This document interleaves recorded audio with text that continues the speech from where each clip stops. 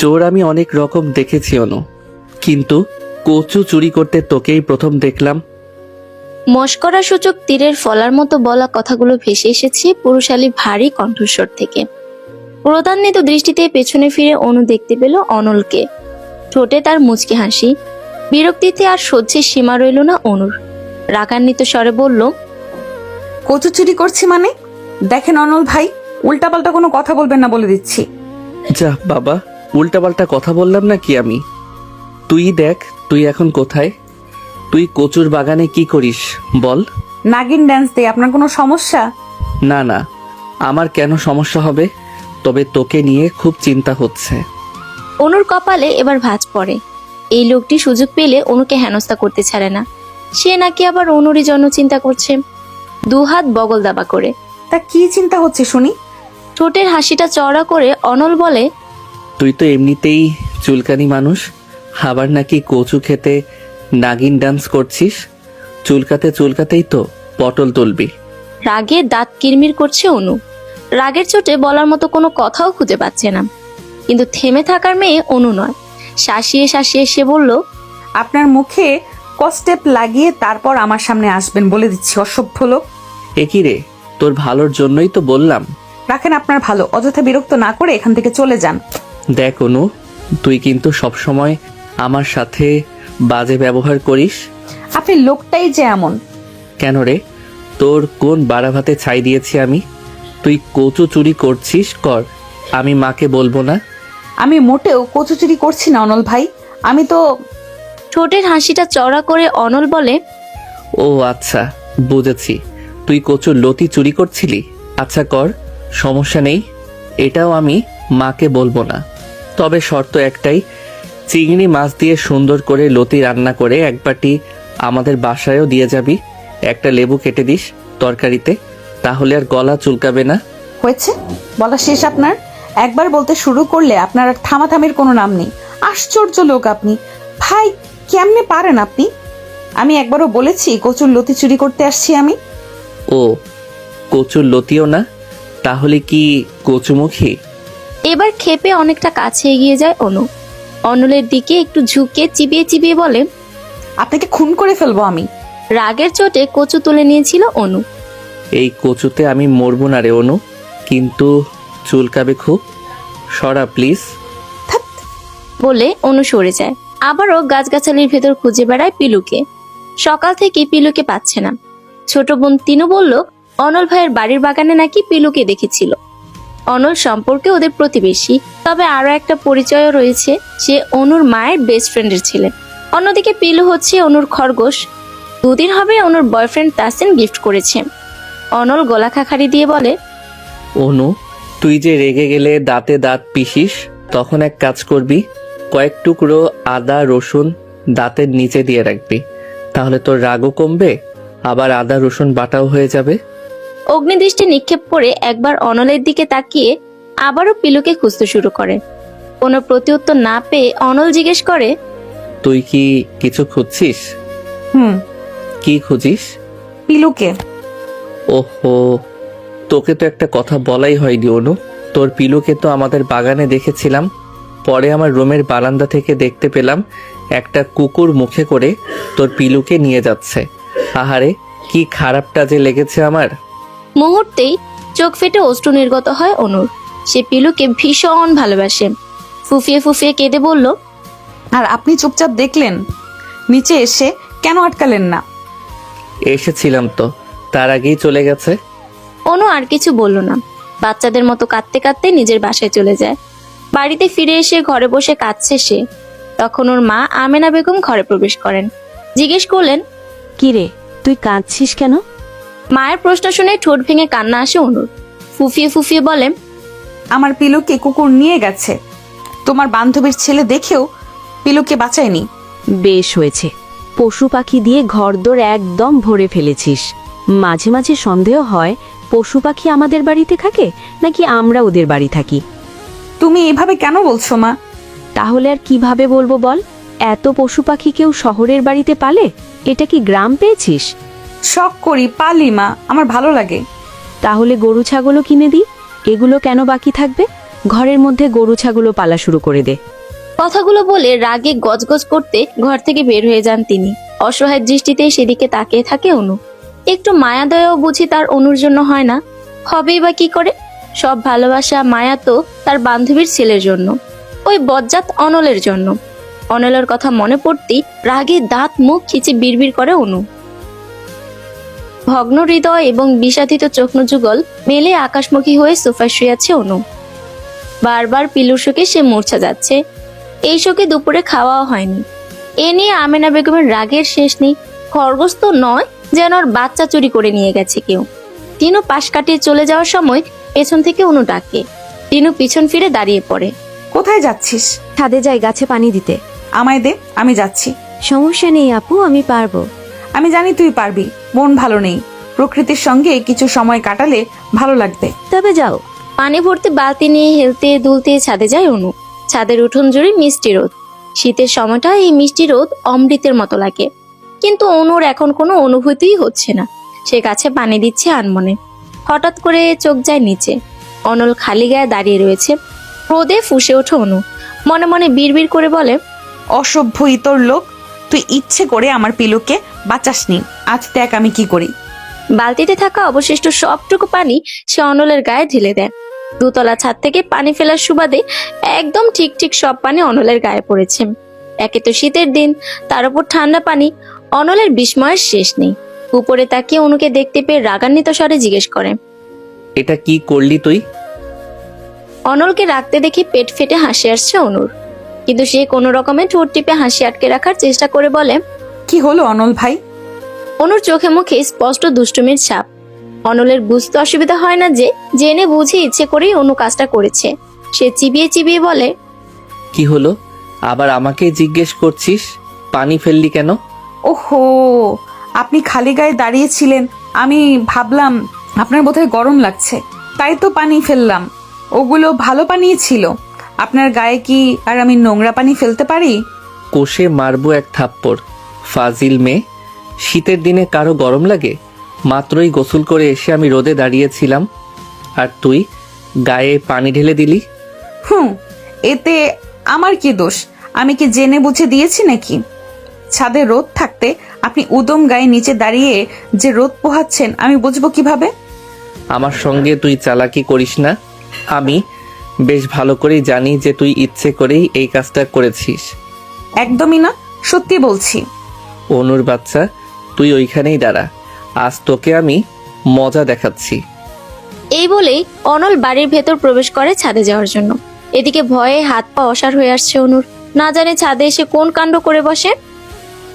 অনল ছাদে এসে হাত মুচড়ে ধরে অনুর। ব্যথার টু শব্দ করতেই যেন অনু ভুলে বসেছে যে এই ভয়ে ট্যাঙ্কির পেছনে লুকিয়েছিল। অথচ লাভ কিছুই হলো না। ঠিক ঠিক খুঁজে বের করেছে। শালা ডাফার। মনে মনে গালি দিয়েও অনু ক্ষান্ত হয় না। অনল এবার আরো জোরে হাত মুচড়ে বলে, আমার সাথে বিটলামি করার সাহস কোথায় পেলি তুই? আমি কোনো বিটলামি করিনি, সত্যি বলছি। কোনটা সত্যি আর কোনটা মিথ্যা সেটা আমি জানি।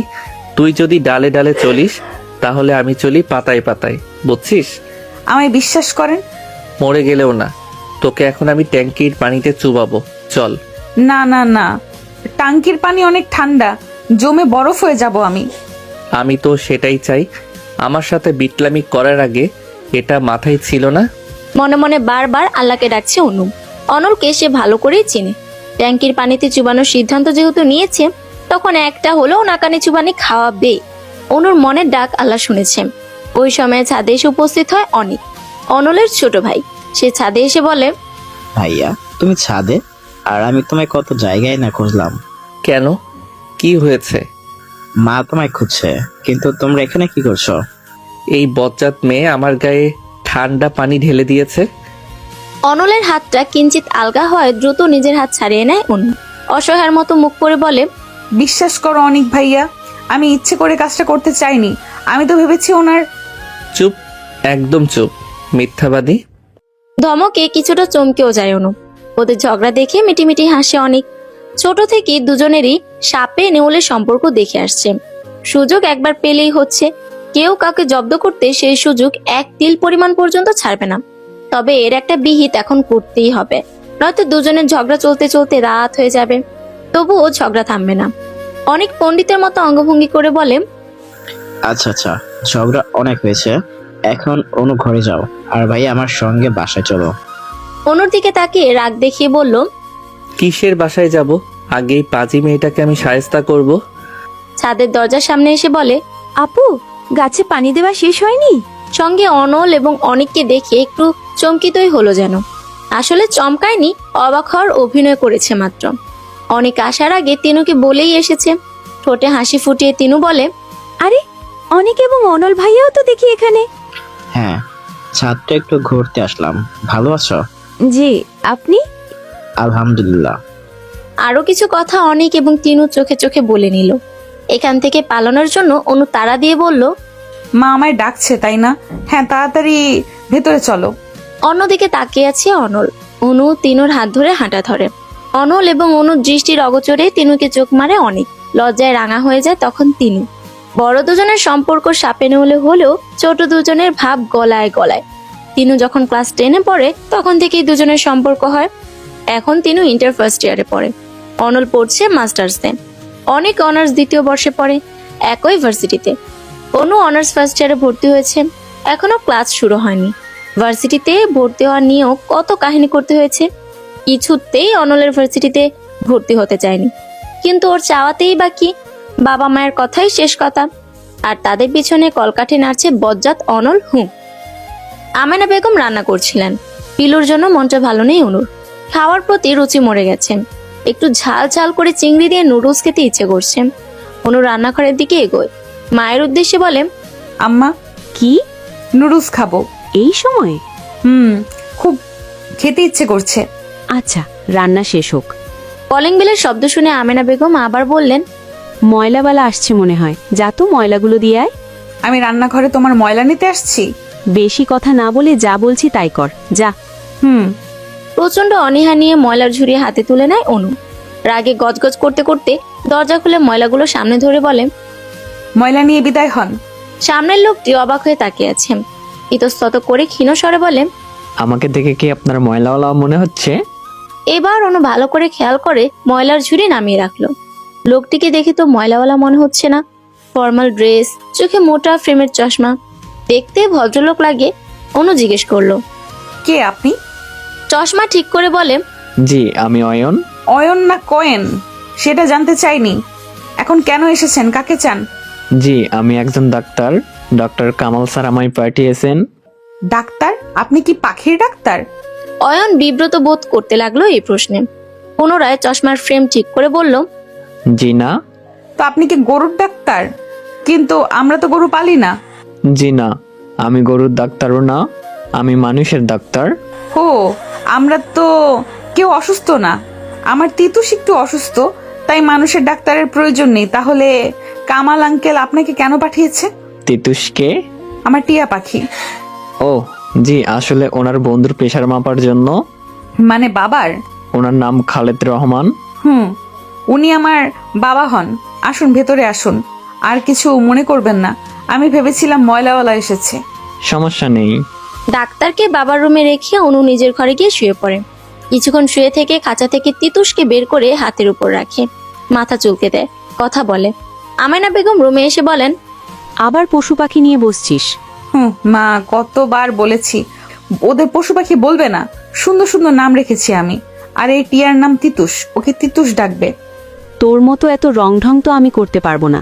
সারা জীবন কুকুরকে কুত্তা আর বিড়ালকে বিলাই বলে এখন উনি পশু পাখির নাম রাখা শুরু করেছে, তাও আজগুবি সব নাম।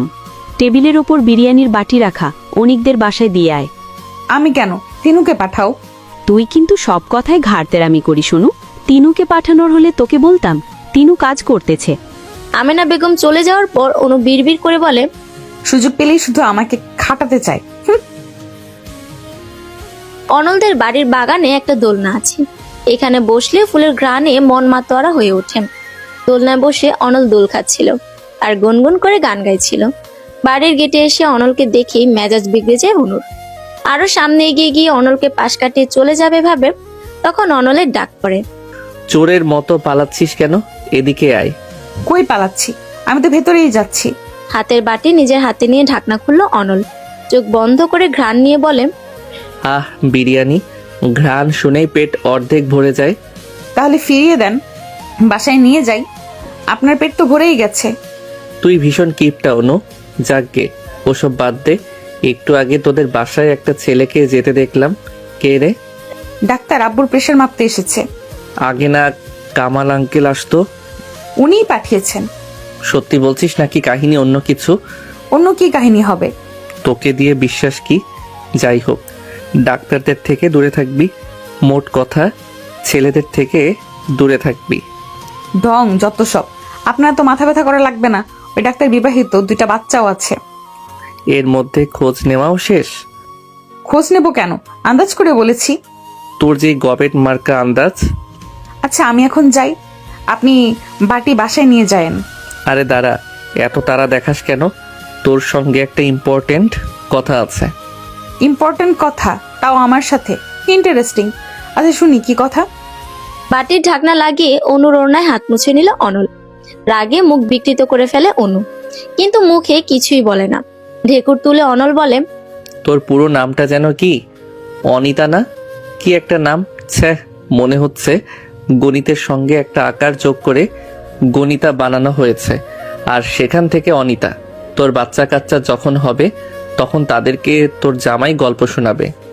শোনো আমার গুলুমুলু কুলুকুলু আন্ডা বাচ্চারা, তোমরা কি জানো তোমাদের মায়ের আদি নাম কি ছিল? গণিতা ছিল।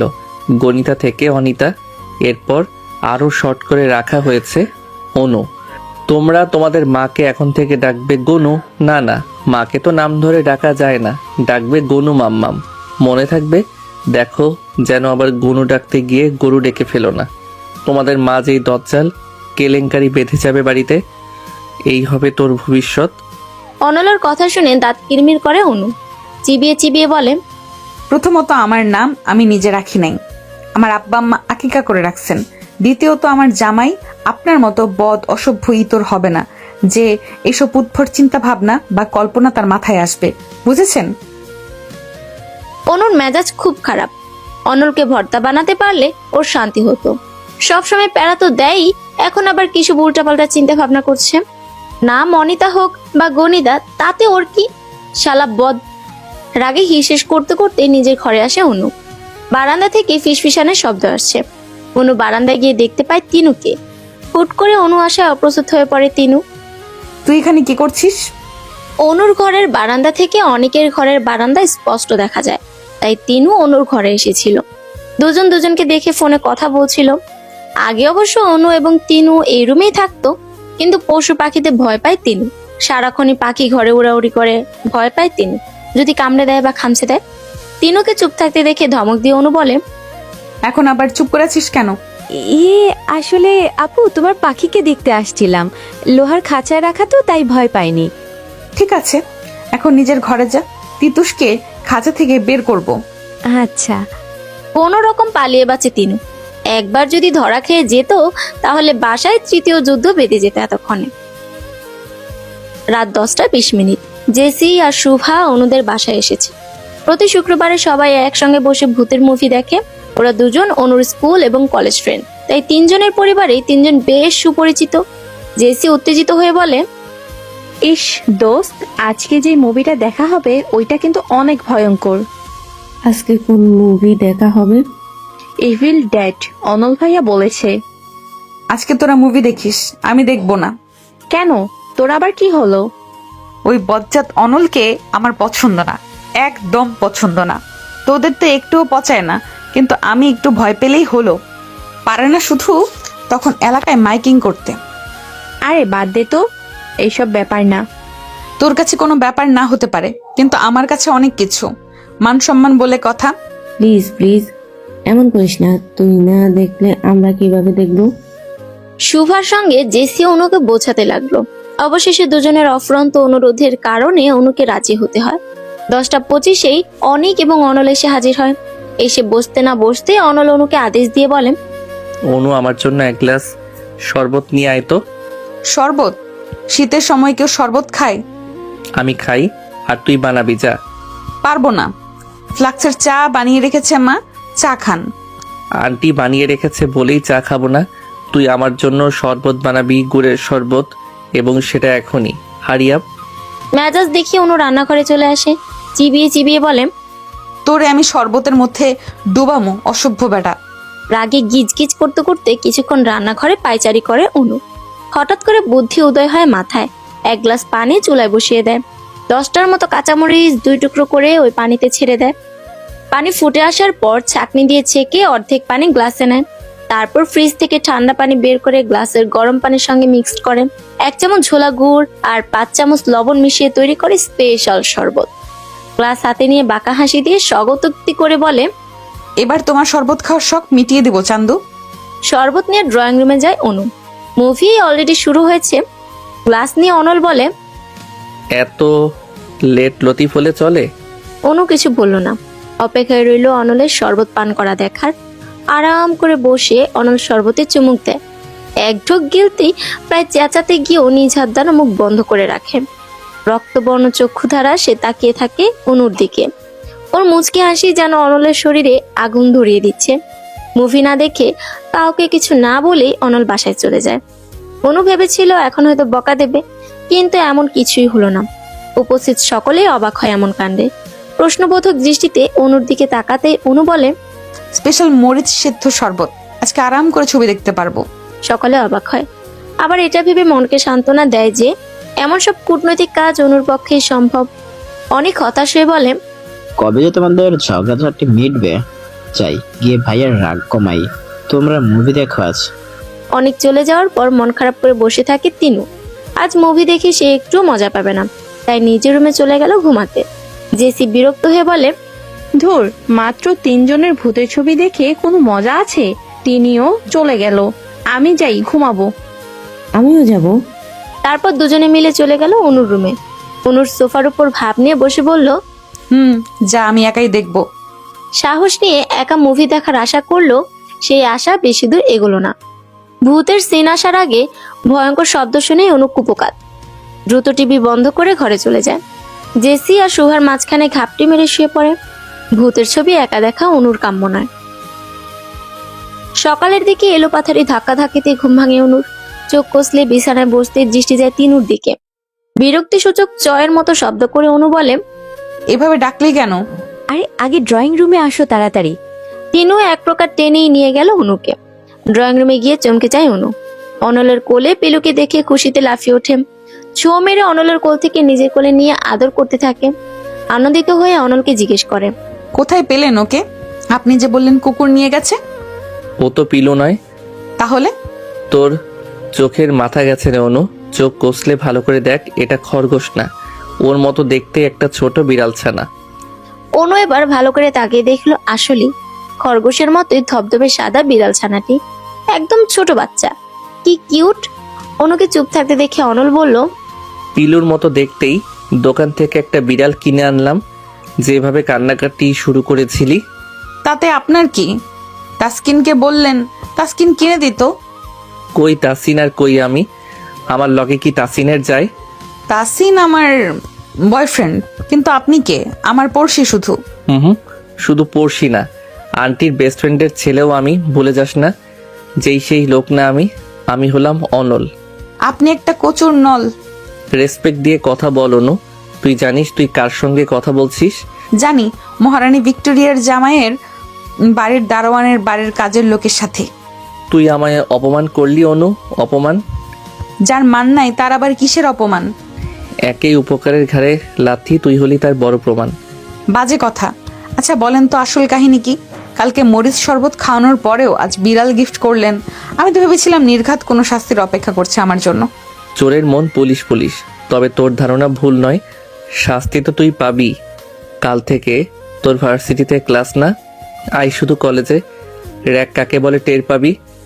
কি করবেন আপনি? সেটা কলেজে আসলেই বুঝবি, এখন তো বলবো না। হাতে বেশি সময় নেই তোর সাথে প্যাচাল পাড়ার। আমি এখন চাই। অনল চলে গেল। ল্যাম্পপোস্টের মতো নির্জীব হয়ে দাঁড়িয়ে আছে অনু। আল্লাহ ভালো জানে কাল যে কি পরিমাণ নাস্তানাবুদ করে ছাড়বে বেটা হতচ্ছাড়া। চুলের মাঝে হাত বুলাতে বুলাতে বাড়ি থেকে বের হয় অনল। বেশ হ্যান্ডসাম এক ছেলেকে বাড়ির সামনে দাঁড়িয়ে থাকতে দেখে থেমে যায়। ছেলেটির দৃষ্টি লক্ষ্য করে তাকিয়ে দেখে অনুর ব্যালকনির দিকে তাকিয়ে আছে সে।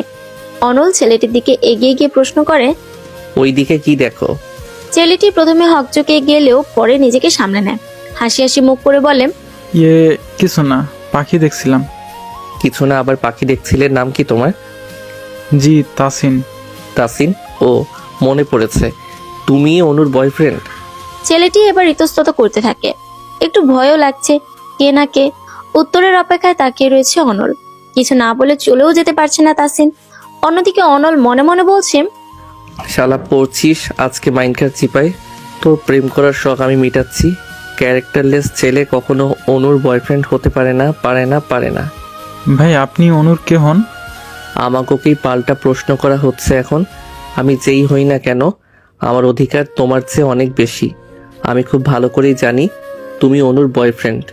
তোমার সব খোঁজ খবরও আমি নিয়েছি, শুধু সামনাসামনি দেখলামই আজ। অনু ছাড়াও যে তোমার আরও কতগুলো জিএফ আছে সেই খবর কিন্তু আমার আছে। অনুকে গাপ্পি মাছ ভেবে জালে আটকে ফেলবা, আর আমি তা হতে দেব এটা ভুলেও ভেবো না। সো সময় থাকতে আউট হও। আপনার পরিচয়টাই এখনো জানলাম না, আর আপনি হুমকি ধামকি দিচ্ছেন? আমার পরিচয় জানার দরকার নেই। অনুর সাথে ব্রেকআপ করার সময় জাস্ট জিজ্ঞেস করবা অনলকে, তাহলেই তোমার উত্তর পেয়ে যাবে। শেষের কথাটা এক্সট্রা ভাব নিয়ে বলল অনিল। তাসিন এবার হেসে ফেলে, হাসতে হাসতে বলে, ওহো, আপনি তাহলে অনল ভাই? অনু আমাকে আপনার কথা বলেছিল। এই কথা শুনে অনলের অবস্থা এখন আকাশে উড়ার মতো। একটু ভাবসাব নিয়ে দাঁড়িয়ে বলে, কি বলেছিল? অসভ্য, বেয়াদব, ইতর, কুত্তা, হতছাড়া অনল নামে একটা ছেলে আছে, সম্পর্কে ভাই ডাকি, আমার বেস্ট ফ্রেন্ডের ছেলে, এরকম কথাই বলেছিল। আসলে আপনার কথা যতবার বলেছে ততবার গালিগুলো ব্যবহার করেছে, তাই আমারও মুখস্থ হয়ে গেছে। আপনি কিছু মনে করবেন না। সব ভাবসাব ধুলার সঙ্গে একদম ধুলিসাৎ হয়ে গেছে। শেষমেশ অনু এইগুলো বলেছে, তাও কিনা ওর সো কল্ড ক্যারেক্টারলেস বয়ফ্রেন্ডের কাছে। না, এই অপমান কিছুতেই সহ্য করা যায় না, একদমই না। ওই অনুকে তো একটা উচিত শিক্ষা দিতেই হবে।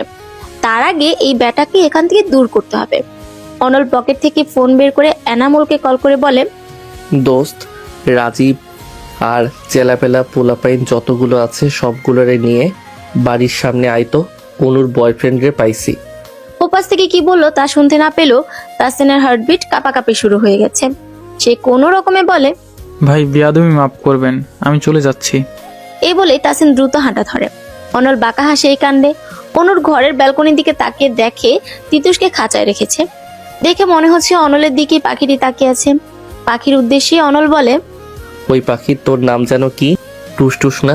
যাই হোক, টিসটিস বা টুসটুস একটা তো হবেই। শোন টুসটুস, তোর অনুর কপালে দুঃখ আছে, কাল শুধু ভার্সিটিতে আসতে দে। অতি শঙ্কা আতঙ্ক নিয়ে ভার্সিটিতে উপস্থিত হয়েছে অনু। গেটে দাঁড়ালে কলেজ ক্যাম্পাস এবং মাঠটা সূক্ষ্মভাবে দৃষ্টিবন্দী হয়। তীক্ষ্ণ চোখে অনু মাঠে খুঁজে বেড়াচ্ছে অনলকে। হতছাড়া তো বলেছিল ভার্সিটিতে আসলে করার এক দিবে। অনু নিজেই নিজেকে সান্ত্বনা দিয়ে বলে, এইসব র্যাকটে আমি ভয় পাই না, তবুও কেমন জানি লাগে। আচ্ছা, এত ভয় কেন পাচ্ছি আমি ওই ইডিয়েটটাকে? একদম ভয় পাবো না আমি। এমনিতে তার উপর আমার মেজাজ খারাপ। আমার বয়ফ্রেন্ডকে হুমকি দেওয়া, শালা শুধু একবার যদি কাল রাতে তোকে বাসায় পেতাম তবে দেখতি। আমার ভয়ে লুকিয়ে কেন ছিলি? বল বল। আদতে অনল লুকিয়ে ছিল না, বরং বন্ধুদের সঙ্গে আড্ডা দিতে গিয়েছিল। তাসিনের কাছে হুমকির বিবৃতি শুনে তৎক্ষণাৎ ওর বাসায় গিয়েছিল অনু। সকালে পায়নি, বিকেলে পায়নি, এমনকি রাতেও নয়। ওই সময় অনলের ওপর রাগ ছাড়তে না পেরে মনকে এই বলে সান্ত্বনা দিয়েছে যে অনুর ভয়েই অনল পালিয়েছে। আরে ভাই, মেজাজ ঠান্ডা তো করতে হবে। মেজাজ ঠান্ডা করার জন্য উলট পালট বলে মনকে বোঝানো সঠিক কাজ, একদম সঠিক। কলেজের গেটের সামনে পায়চারি করতে করতে জেসি এবং শুভার জন্য অপেক্ষা করছে অনু। চাইলে আগেই সে ক্লাসে যেতে পারে, কিন্তু সে খুব ভালো করেই জানে অনলের চোখ ফাঁকি দিয়ে ক্লাসে যাওয়া অত সহজ অনুর জন্য হবে না। বরং অনেক বাধা বিপত্তি পেরিয়ে তবেই সে ক্লাসে যেতে পারবে। সাহস অনুর অনেক আছে, কিন্তু সে দেখাতে চাচ্ছে না। শুধু জেসি আর শুভা আসলে মনের সাহস একটু জোর পায়, এই আর কি। অনু কি ভয় পায় নাকি? নিহি নিহি, কাভি নেহি। নিজের মনে সংলাপ বনে যাচ্ছে অনু, অথচ এখনো গাধি দুইটা আসছে না। বিরক্ত হয়ে কলই করে, তখন দেখতে পায় ওদের রিক্সা সামনে এসে থেমেছে। জেসি কল রিসিভ করে ফেলেছিল। রিক্সা নজর আসার পর কল কেটে দিয়ে অনু বলে, আমায় দেখেও কল রিসিভ করলি কেন? টাকা কি তোর জামাই রিচার্জ করে দেয়? ভাড়া মিটিয়ে দুজনে এগিয়ে আসে। জেসি ওকে জড়িয়ে ধরে জিজ্ঞেস করে, ম্যামের মেজাজ আজ চটে আছে কেন? ছাড় আমারে, আদি খেতে দেখাবি না একদম। কতক্ষণ ধরে ওয়েট করতেছি। আমার কি দোষ? শুভরাই তো রেডি হয় না, ওর বাসায় গিয়ে 1 ঘন্টা ধরে বসে থাকা লাগে। একদম মিথ্যে বলবি না জেসি, তুই নিজেই লেট করে আসছিস। আমার রেডি হইতে 10 মিনিটও লাগে নাই। হইছে, থাম দুইটায়।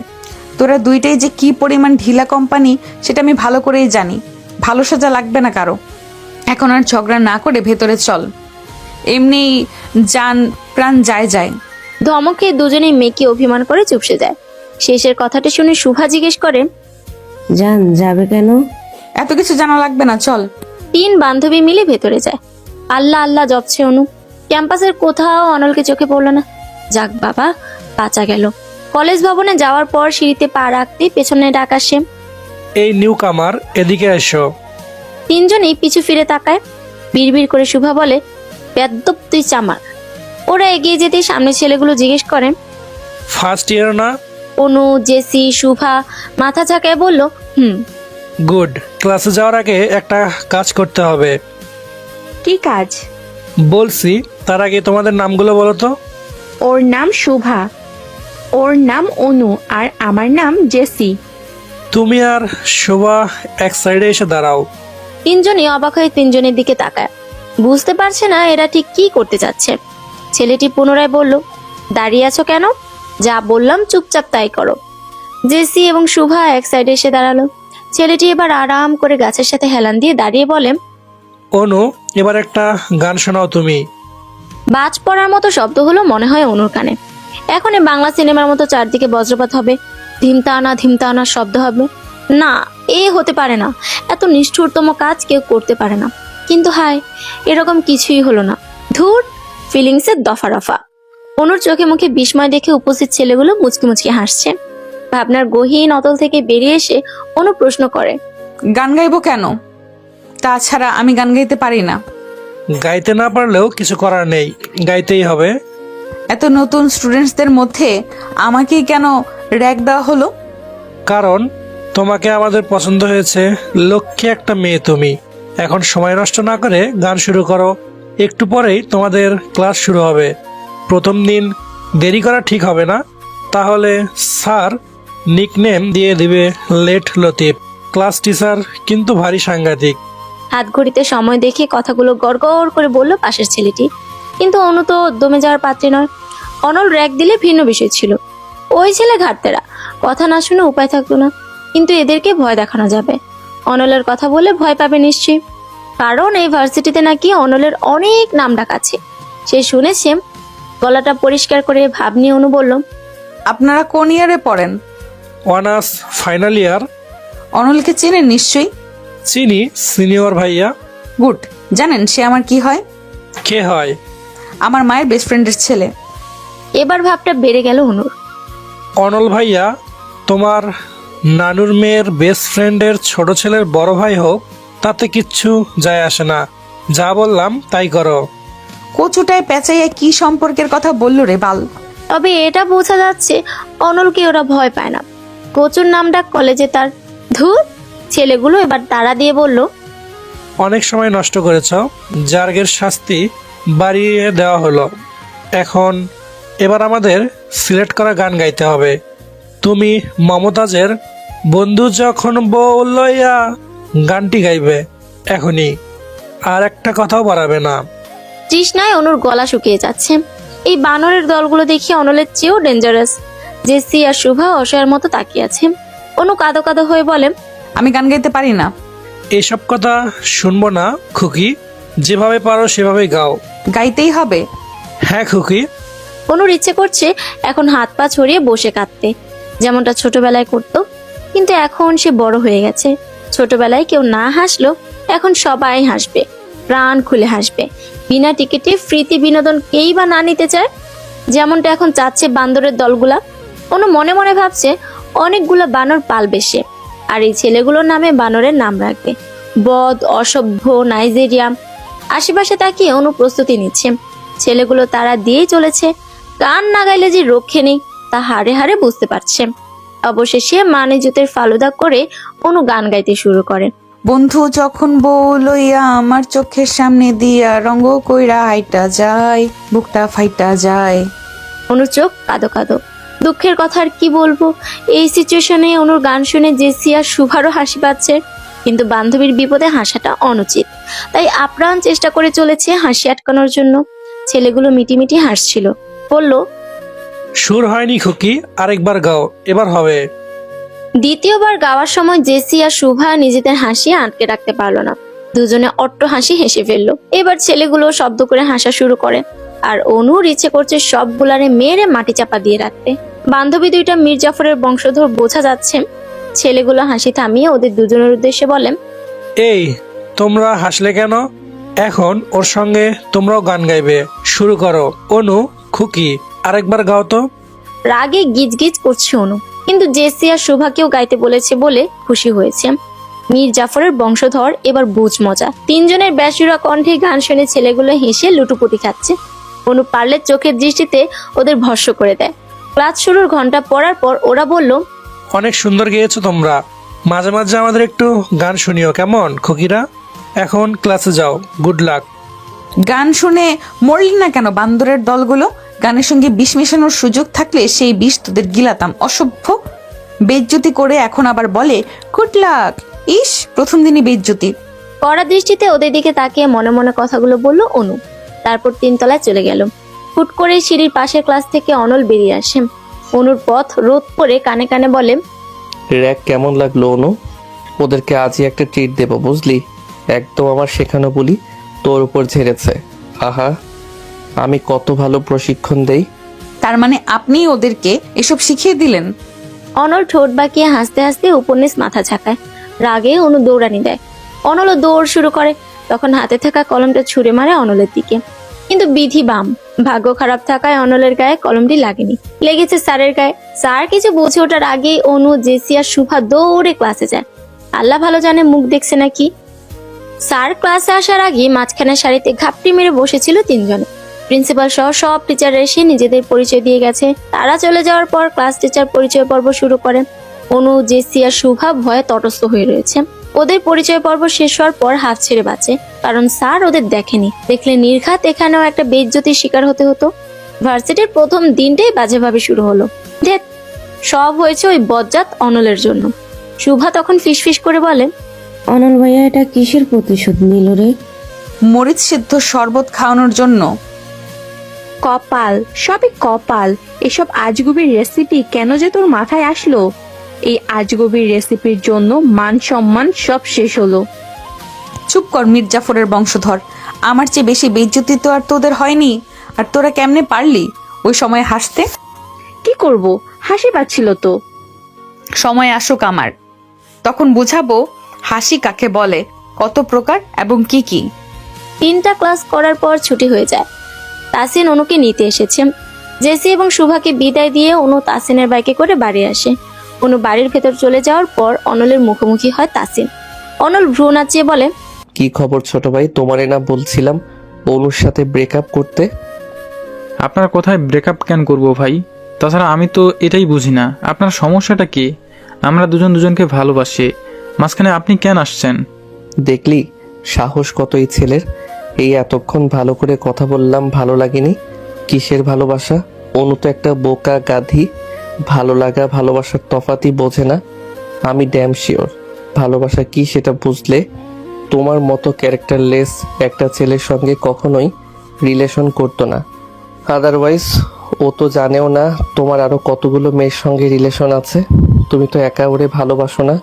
সময় থাকতে এখনো ভালো করে বলতেছি, অনুর পথ থেকে সরে দাঁড়াও। দেখেন ভাই, আমি আপনার সাথে ঝামেলা করতে আসি নাই। আমি আরও মেয়ের সাথে রিলেশন করি বা যাই করি, আপনার তাতে কি? অনুর তো সমস্যা নাই, তাই না? হুদাই আপনি ঝামেলা পাকায়েন না তো। বুঝছি, সোজা কথা শোনার মতো ছেলে তুমি না, ঘাট তেরা আছো। তবে আমার চেয়ে বেশি না। লাস্ট ওয়ার্নিং দিতেছি, অনুর পথ থেকে না সরলে আমার চেয়ে খারাপ কেউ হবে না। আপনি যা পারেন কইরেন, আমি অনুকে ছাড়বো না। আর অনুও আমাকে ছাড়বে না। ওভার কনফিডেন্স হয়ে গেল না? তুমি অনুরে না ছাড়লেও অনু তোমায় ছাড়বে। পারলে চেষ্টা করে দেখতে পারেন। অনেক কষ্টে অনুর মন গুলিয়েছি। আমার প্রতি ওর অগাধ বিশ্বাস আর ভালোবাসা আছে। তাছাড়া আপনাকে এমনিতেও অনু পছন্দ করে না, সহ্যও করতে পারে না। আপনার কথায় অনু আমায় ছাড়বে না। ছাড়বে, just wait and watch. Tasin আর কিছু বলল না, বাইক নিয়ে সেখান থেকে চলে যায়। অনিক তখন বলে, বাদ দাও না ভাই, কি দরকার অযথা ওদের মাঝে ঝামেলা করার। দরকার আছে অনেক। ছেলেটা ভালো হলে আমি এমন করতাম না, কিন্তু ছেলেটা প্লে বয়, ক্যারেক্টারলেস, আরও অনেকগুলো মেয়ের সাথেও রিলেশন আছে। ভাইয়া একটা কথা বলি, তুমি কি ওনকে ভালোবাসো? অনেকের কথা শুনে অনল ফিক করে হেসে ফেলে। মাছি তাড়ানোর ভঙ্গিতে বলল, হুস, পাগল হলি নাকি তুই? আমি কেন অনুকে ভালোবাসতে যাব? তাহলে সারাক্ষণ তুমি ওর পিছনে লেগে থাকো কেন? তুমি কি ওর রিলেশন ভাঙতে চাচ্ছ?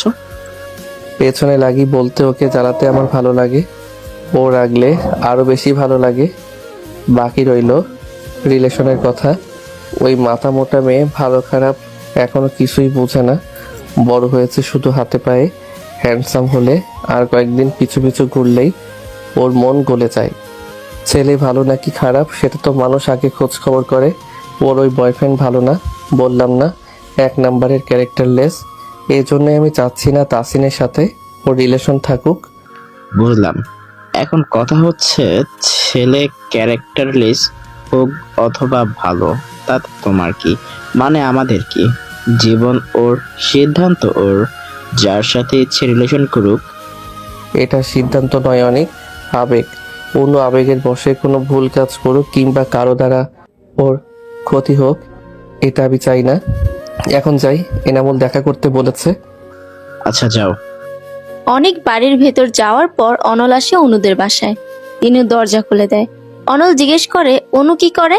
আপু ঘুমাচ্ছে, এসেই শুয়ে পড়েছে। অলসের অলস, বিড়ালটা কোথায়? আপুর ঘরেই। চলো তো যাই। তিনুকে নিয়ে অনল অনুর ঘরে আসে। ঘরে ফ্লোরে বসে আছে বিড়াল ছানাটি। বিড়ালটি হাতে নিয়ে অনল তিনুকে বলল, ওই কুম্ভকর্ণটাকে ডেকে তোলো। হুহু, আপু বকবে, আপনি ডাকেন। আমার টাকা লাগবে না। তিনি ওই অসভ্য লোকটাকে বল চলে যেতে। তুই ঘুমাসনি নাকি ঘুমিয়ে ঘুমিয়ে মাছ ধরিস? একদম বাজে কথা বলবেন না, বিরক্ত লাগতেছে আপনাকে, আপনি চলে যান। এত রেগে আছিস কেন? রাগ দেওয়ার জন্য? কথাই বলবেন না আপনি, যান বলছি। উফ, কি রাগ বাবা, আমার কি দোষ? আমি তো আর তোকে শাস্তি দেইনি। আপনি দেননি, কিন্তু আপনার কথা মতোই তো ওরা কাজ করেছে, তাই না? তা করেছে। আচ্ছা, কাল যে তোর টুসটুস পাখিকে সব বললাম, তোকে সাবধান করেনি? ওর নাম টুসটুস না, তিতুস। ওই একই হলো, তোর মতোই অদ্ভুত নাম তোর পশু পাখির, মনে থাকে না? আপনাকে মনে রাখতে বলেছে কে? এক্ষুনি আপনি আমার ঘর থেকে বের হয়ে যাবেন। বের হব না। কি করবি? অনু বিছানা ছেড়ে তেড়ে আসে অনলের দিকে। অবস্থা বেগতিক দেখে অনল দৌড় দেয়, নয়তো হাতের সবগুলো নখ হাতে দাবিয়ে দেবে। পেছনে দৌড়াতে গিয়ে অনু ধাক্কা খেলো বাবার সঙ্গে। অস্ফুট স্বরে তিনু বলল, সর্বনাশ। খালেদ রহমান ভীষণ রাগী মানুষ, নিশ্চুপ এবং গম্ভীর স্বভাবের। সামনেই মাথা নত করে দাঁড়িয়ে রয়েছে অনু। তিনি তিরিক্ষ মেজাজে বলেন, সবসময় তো দৌড়াদৌড়ি কিসের? শান্তভাবে হাঁটা যায় না? সরি আব্বু। তিনি গললেন না, চেঁচিয়ে আমেনা বেগমকে ডাকেন। হন্ততন্ত হয়ে আমেনা বেগম রান্নাঘর থেকে বেরিয়ে আসেন। খালেদ রহমান বলেন, মেয়েদের শিক্ষা থেকে কিছু দাওনি না? মেয়েরা মায়ের থেকে শিখবে না তো কার থেকে শিখবে? কি হয়েছে সেটা তোমার মেয়েকে জিজ্ঞেস করো। এমন দূরত্বপূর্ণ স্বভাব বাদ দিতে বলো, নম্রতা ভদ্রতা কিছু শেখাও। কি হয়েছে? কি হয়েছে সেই তোমার মেয়েকে জিজ্ঞেস করো। এমন দূরত্বপূর্ণ স্বভাব বাদ দিতে বলো, নম্রতা ভদ্রতা কিছু শিখাও। তিনি অনলের দিকে একবার বিভাব সুদৃষ্টিতে তাকিয়ে চলে গেলেন বাইরে। এতক্ষণ একপাশে অনল চুপ করে দাঁড়িয়েছিল। তিনি চলে যাওয়ার পর আমেনা বেগম জিজ্ঞেস করেন, কি করেছিলি তোরা দুটোয়? আমার কোনো দোষ নেই আন্টি, তোমার মেয়েই তো আমায় দৌড়ানি দিয়েছে। এসব সত্যি অনু? হ্যাঁ সত্যি। কেন দৌড়ানি দিয়েছি সেই কারণটাও তার থেকে শুনে নিও। এরপর গটগট করে সে চলে যায় নিজের রুমে। দুজনের ঝগড়াঝাটি সম্পর্কে তিনি বেশ ভালো করেই অবগত, তাই আর খাটালেন না এই বিষয়ে। অনু ভীষণ রেগে আছে বলে আর রাগালো না অনল। এই রাগ যে আবার কোনভাবে প্রয়োগ করবে কে জানে। 5 বার ফোন দিয়েছিল তাসিন, ফোন সাইলেন্ট থাকায় শুনতে পায়নি অনু। বিছানায় গা এলিয়ে দিয়ে ফোনটা হাতে নিতেই দৃষ্টিতে পড়ে কল ব্যাক করে সে, কিন্তু তাসিন কেটে দিয়ে ব্যাক করে। মনক্ষুণ্ণ হয়ে অনলের করা থ্রেডের কথা অনুকে জানায়। অগ্নিশিখা দাউ দাউ করে জ্বলছে অনুর দু চোখে। তৎক্ষণাৎ ফোন রেখে অনু অনলকে খুঁজতে যায়। আজকে তো ওর খবর আছেই। চায়ের দোকানে বসে পা দুলিয়ে দুলিয়ে চা পান করছিল অনল এবং ওর বন্ধুরা। দূর থেকে অনুকে আসতে দেখে রাজীব বলল, দোস্ত, অনু আসতেছে, দেখে তো মনে হচ্ছে রেগে ফায়ার হয়ে আছে। রাজীবের কথায় ঘাড় বাঁকা করে পেছনে তাকায় অনল। ততক্ষণে অনু অনেকটা কাছে চলে এসেছে। পায়ের গতি বাড়িয়ে অনলের সামনে এসে দাঁড়ায়। অনল এবার ঘুরে অনুর মুখোমুখি বসে চায়ের কাপে চুমুক দেয়। কোমরে হাত রেখে বড় বড় করে শ্বাস নিচ্ছে অনু। কাপের চাটুকু শেষ করে অনল অনুর উদ্দেশ্যে বলে, সাপের মতো হিস হিস করছিস কেন অনু? তুই কি সাপের দেবী? এমনিতেই অনলের ওপর তার রাগের সীমা নেই, তার উপর এখন উল্টাপাল্টা কথা বলছে। রাগের মাত্রা দ্বিগুণ থেকে 4 গুণ হয়ে যায়। অনু কটমট করে তাকিয়ে থাকে অনলের দিকে। নাক ফুলিয়ে দাঁতে দাঁত পিষে বলে, আপনি তাসিনকে কি বলেছেন? তাসিমকে? ও মনে পড়েছে, সো কল বয়ফ্রেন্ডের কথা বলছিস? কি বলবো ওই বলদটাকে? কিছুই বলিনি। অনু নিচের ঠোঁট কামড়ে রাগ কন্ট্রোল করার চেষ্টা করছে। চায়ের দোকানদার আর অনলের বন্ধুরা অনুর দিকে তাকিয়ে আছে। এখানে বেশি কিছু বলা মানে সিন ক্রিয়েট করা। এলাকার সবাই জানে অনু শান্তশিষ্ট লক্ষ্মী মেয়ে। এই খেতাবগুলো বজ্জাত অনলের জন্য নষ্ট করতে চাচ্ছে না। যা বলার আন্টিকেই বলতে হবে। মনে মনে হিসাব কষিয়ে অনু চলে যাওয়ার জন্য উদ্যত হয়। কয়েক কদম এগোনোর পর অনল অনুর নাম ধরে ডাকে। ডাক শুনে পিছু ফিরে অনু অনলের দিকে অগ্নিদৃষ্টি নিক্ষেপ করে। তারপর হন হন করে আবার হাঁটা শুরু করে। অনল দৌড়ে যায় অনুর কাছে, পাশাপাশি হাঁটতে হাঁটতে বলে, এতদিন ভাবতাম ওই বলদটাকে বলদ বললেও সত্যিকার অর্থে বলদ নয়, কিন্তু আজকে প্রমাণ হলো ওই শালাই শুধু বলদই নয়, একটা রাম ছাগলও। আপনি কিন্তু বেশি বাড়াবাড়ি করছেন। বাড়াবাড়ির কি দেখলি তুই? তোর ওই সো কল্ড বলদ বিএফকে যদি আর দেখেছি এই এলাকায়, তাহলে ঠ্যাং ভেঙে রেখে দেব। তারপর একটা ভাঙা থালা হাতে দিয়ে 4 রাস্তার মোড়ে বসিয়ে দেব ভিক্ষা করতে। পাশে তুইও থাকিস, দুজন মিলে ভিক্ষা করবি। আপনি একটা নিকৃষ্ট, অসহ্য, বিরক্তিকর লোক। অনল মুচকি হেসে অনুর থেকে পিছিয়ে যায়। নিজের চুলের মাঝে হাত বুলাতে বুলাতে অনুর দিকে কিছুটা ঝুঁকে দাঁড়ায়। চোখ দুটো ছোট ছোট করে বলে, জানি। 2 হাতে ধাক্কা দিয়ে অনলকে সরিয়ে দিয়ে অনু বলে, আপনাকে আর কিছু বলবো না আমি তো এটাই বুঝি না, আমাকে নিয়ে এত কিসের সমস্যা আপনার? থাকবো না আর এই এলাকায়, মাকে বলে চলে যাব। তাই নাকি? চলে যাবি? আমিও দেখব তুই আন্টিকে কি করে রাজি করাস। রাগে চোখ মুখ গাল লাল হয়ে আছে অনুর। পারছে না শুধু অনলকে পানি ঝাড়াই গিলে খেতে। অনল বেশ উপভোগ করছে অনুর এই রিয়েকশন। অনলকে মুচকি মুচকি হাসতে দেখে আরো বেশি রাগ হয় অনুর। জিদ্দে বলে, অসভ্যের মতো হাসবেন না। কেন রে অনু, তুই পেঁচিমুখী বলে কি আমিও পেঁচা? আমি তো হাসতে পারি। অনু আর কথা না বাড়িয়ে হাঁটা শুরু করে। অনল শব্দ করে হাসতে হাসতে বলে, রাগলে তোকে লাল টমেটোর মতো লাগে অনু। অনু দাঁড়িয়ে যায়।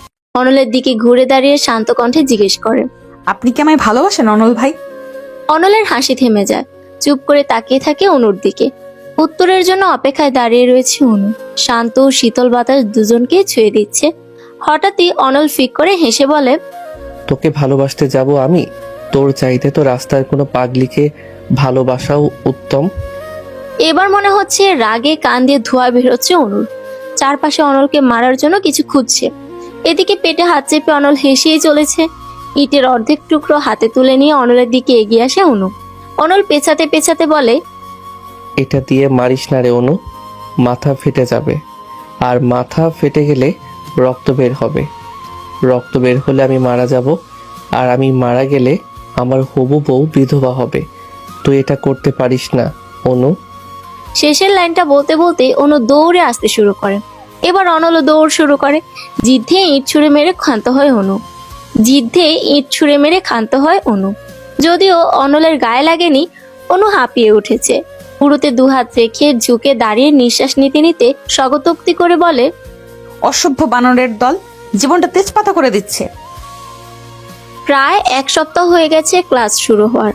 প্রথম দিনের পর থেকে কেউ আর কিছু বলেনি ওদের, কিন্তু ওই ছেলেগুলোর সঙ্গে দেখা হলেই কেমন যেন আর চোখে তাকিয়ে মিটিমিটি হাসতো। স্টাইল করে আজ শুধু শাল পরে এসেছিল অনু।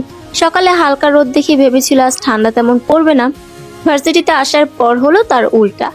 অনু অনলকে ওদের ক্লাসের সামনে দিয়ে যাওয়ার সময় জানালা দিয়ে ডাক দেয়।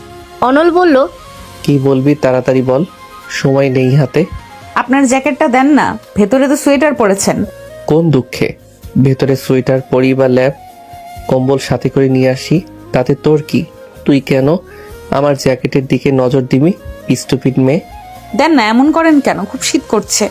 করুক শীত, শীত করাই উচিত। ঢং করে সোয়েটার পরিসনি কেন? এখন থাক, দেখ কেমন লাগে। অনল সত্যি সত্যি জ্যাকেটটা দিল না, চলে গেল। অনুদের ক্লাসের কয়েকটা মেয়ে এবং ছেলে মিলে সাথীর জন্মদিন সেলিব্রেট করছিল ক্যান্টিনে। সাথী ওয়াশরুমে গিয়েছিল মুখ ধুতে। ক্যান্টিন থেকে বের হওয়ার সময় কিছু ছেলেদের হাসাহাসি করে বলা কথা অনলের কানে আসে। শালি এবার বুঝবে রিজেক্ট করার মজা। আমায় রিজেক্ট করে সাহস কত বড়। ওই শোন, সাথী আবার দেখেনি তো? আরে না, মন ওর চোখ ধরে নিয়ে আসছিল, ওই সময় আমি চেয়ারে সস ঢেলে রাখছিলাম, দেখে নাই। ছেলেগুলোর কথোপকথন শুনে অনলের মাথায় রক্ত উঠে যায়। সে সামনে এসে তিনটি ছেলেকে কষে থাপ্পড় দিল। অনল শাসিয়ে শাসিয়ে বলল, কলেজে এগুলো করতে আসছিস? প্রপোজ করলেই মেয়েদের রাজি হতে হবে মাপ চাওয়ার কাছে? কি হয়েছে রে? মানুষ চিনতে শেখো আগে, তারপর বন্ধুত্ব করবে। নিজের সিটটা গিয়ে আগে দেখে আসো। তুই যেখানে বসেছিলে সেই চেয়ারে ওরা সস রেখেছিল, রিভেন্স নিয়েছে। কেঁদো না, এক্সট্রা কোনো ওড়না থাকলে কোমরে বেঁধে নাও। নেই, আর সোয়েটারের ওপর দিয়ে হিজাব পরা, গেঞ্জি সিস্টেম সোয়েটার হওয়ায় খুলতেও পারবো না, আবার এই অবস্থায় কলেজের ভেতর যেতেও পারবো না। উপায়ন্তর না পেয়ে অনল নিজে ওর জ্যাকেট খুলে সাথীকে দেয়। তিনতলা থেকে সাথী আর অনলকে কথা বলতে দেখেছে অনু, জেসি আর সুফা। জ্যাকেট দেওয়ার দৃশ্যটি অগোচর হলো না। জেসি খেপে বলে, অসভ্যটা তোকে জ্যাকেট দিল না, অথচ সাথীকে ঠিকই দিল। অনু কিছু না বলে নির্জীব হয়ে তাকিয়ে রইল শুধু। হুট করে অনলের চোখও সেখানে যায়। দ্রুত অনু সেখান থেকে চলে যায়। সাথী বলল, অনেক ধন্যবাদ আপনাকে, একটা রিক্সা করে দেবেন প্লিজ? আসো। কথা বলতে বলতে ওরা ভার্সিটির বাইরে যায়। কৃতজ্ঞতার দৃষ্টিতে সাথী অনলের দিকে তাকায়।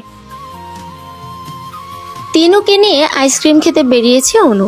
শীতের দিনে আইসক্রিম খাওয়ার আলাদা রকম মজা আছে, কিন্তু বাবা মা একদম পছন্দ করে না, তাই দু বোন লুকিয়ে বের হয়েছে। দোকানে যাওয়ার পর দেখা হয় এক পরিচিত ভিক্ষুকের সঙ্গে। অনু তাকে চেনে, বৃদ্ধা মহিলা। এই বয়সে কই আরামায়েশ করে খাবে তা না, ভিক্ষা করতে হচ্ছে। ছেলেরা তাদের বউ নিয়ে আলাদা থাকে। একবার ভিক্ষা করা চালের ব্যাগ নিয়ে তাকে রাস্তা দিয়ে হাঁটতে দেখে। ঝিমিয়ে ঝিমিয়ে বসে পড়ে সেখানেই। অনু কাছে গিয়ে দেখে বৃদ্ধার প্রচন্ড জ্বর শরীরে। সেদিন তার থেকে ঠিকানা নিয়ে বাড়িতে পৌঁছে দিয়েছে রিক্সা করে। বাড়ি না বলে বস্তি বলা যায়। বাড়ি যাওয়ার আগে ডাক্তার দেখিয়ে ওষুধ আর কিছু খাবার কিনে দিয়েছিল। আবেগে বৃদ্ধার চোখের পানি ঝরঝর করে ছেড়ে দেন। সেই থেকে বৃদ্ধা প্রায় এই এলাকায় আসতো। অনু জিজ্ঞেস করলো, দাদু এখানে কি করছেন? তিনি পিছু ফিরে অনুকে দেখে খুশি হন। ভাঙা ভাঙা গলায় বলেন, দুধের প্যাকেট নিতে আইছিলাম বোন, কিন্তু আমার কাছে 12 টাকা আছে শুধু। অনুর মায়া হলো তার কথা শুনে। সে নিজেই তাকে দুধের প্যাকেট কিনে দিল।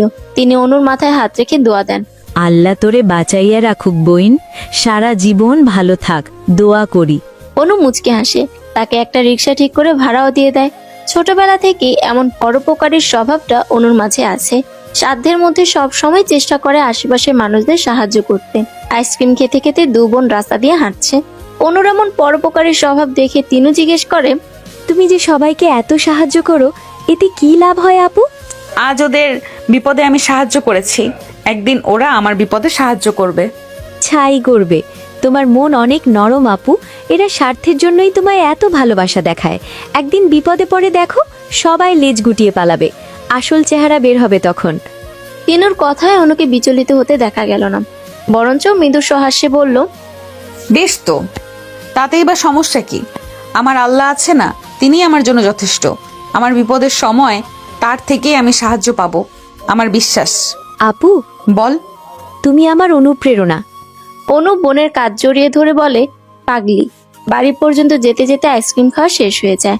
বাড়িতে যাওয়ার পর আমেনা বেগম জিজ্ঞেস করেন, দুজনে মিলে কই গেছিলি?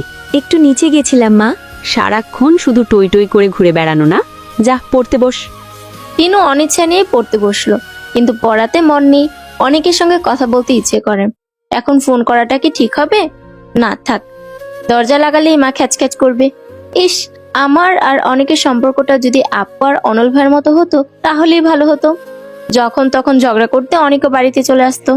উল্টাপাল্টা চিন্তা করে তিনি একাই আনমনে হাসে। পা টিপে টিপে ঘরে আসে অনল। চুপচাপ অনুকে পর্যবেক্ষণ করছে, মেজাজ বোঝার চেষ্টা করছে। অনু বিড়ালের গায়ে হাত বুলিয়ে আদর করছে আর হাসছে। অনলের আগমন টের পায়নি, দেখে তো মনে হচ্ছে মেজাজ ভালোই। খ্যাক করে গলা পরিষ্কার করে অনল। অনু মাথা তুলে পেছনে তাকায়। অনলকে দেখে হাসি উধাও হয়ে কপাল কুঁচকে ফেলে। অনলকে সম্পূর্ণ ইগনোর করে বিড়ালের দিকে মনোযোগ দেয়। অনল মন গলানোর জন্য নরম স্বরে বলল, কি করছিস অনু? কথা বলবি না অনু?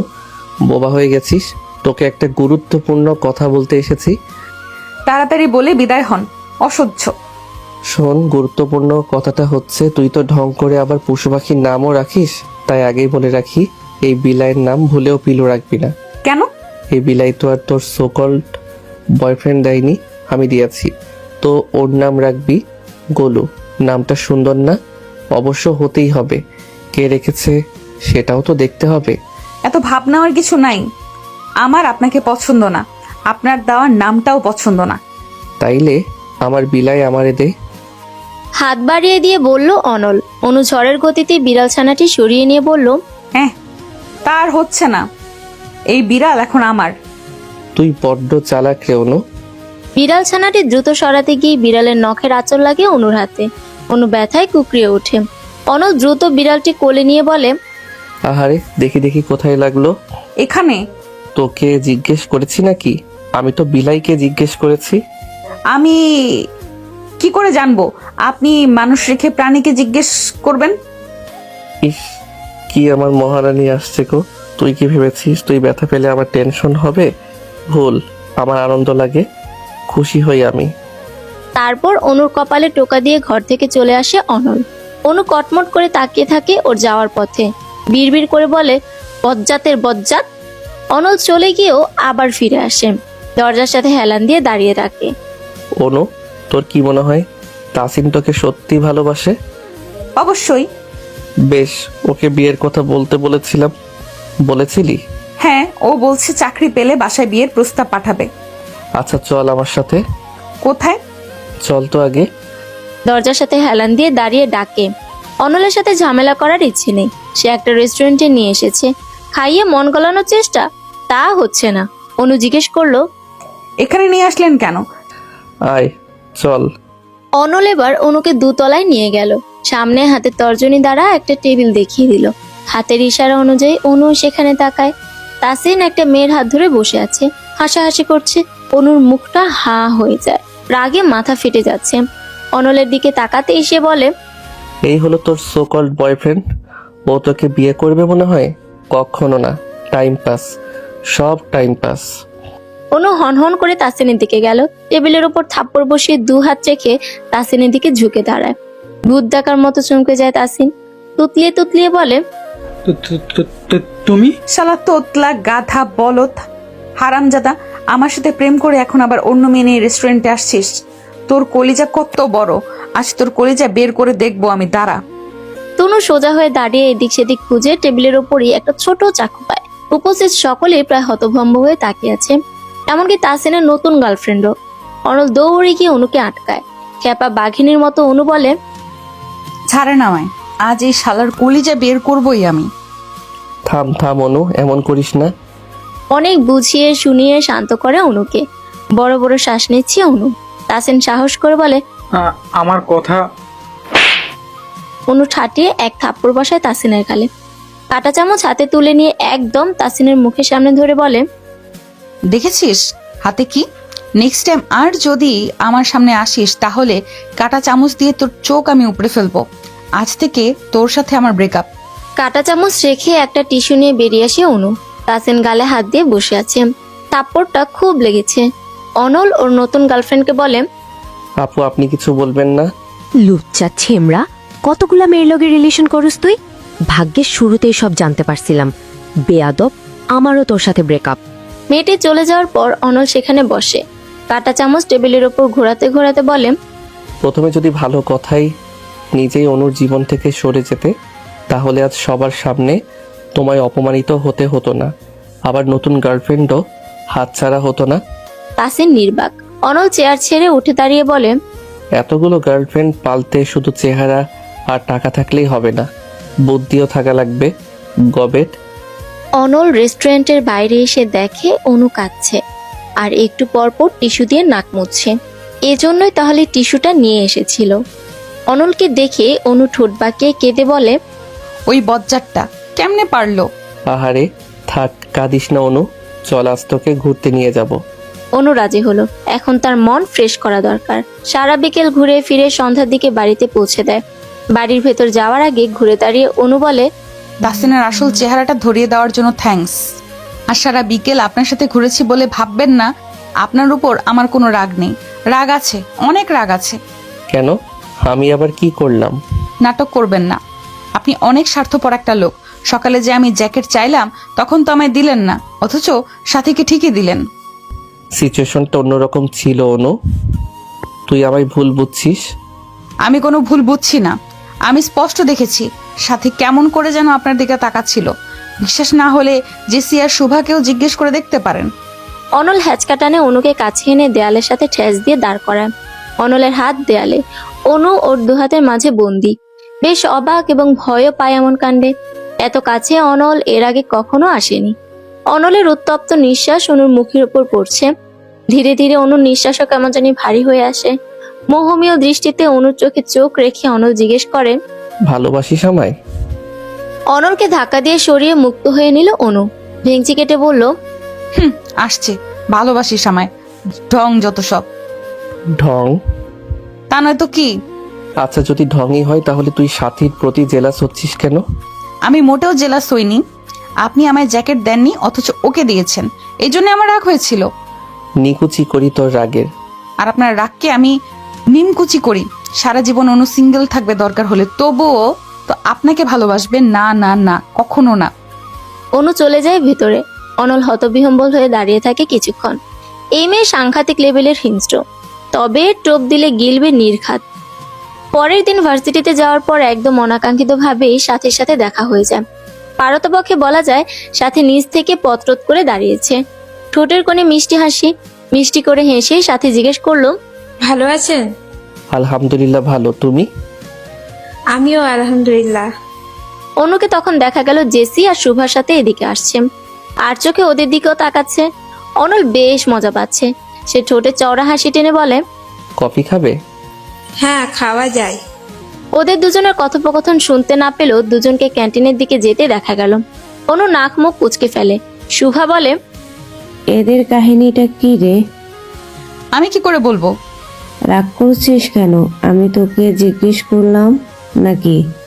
তুই চুপ করে থাক। কথাই না পারলে চুপ করে থাক। জেসি ওকে চুপ করতে বল, নয়তো একটা কেলেঙ্কারি হয়ে যাবে বলে দিলাম।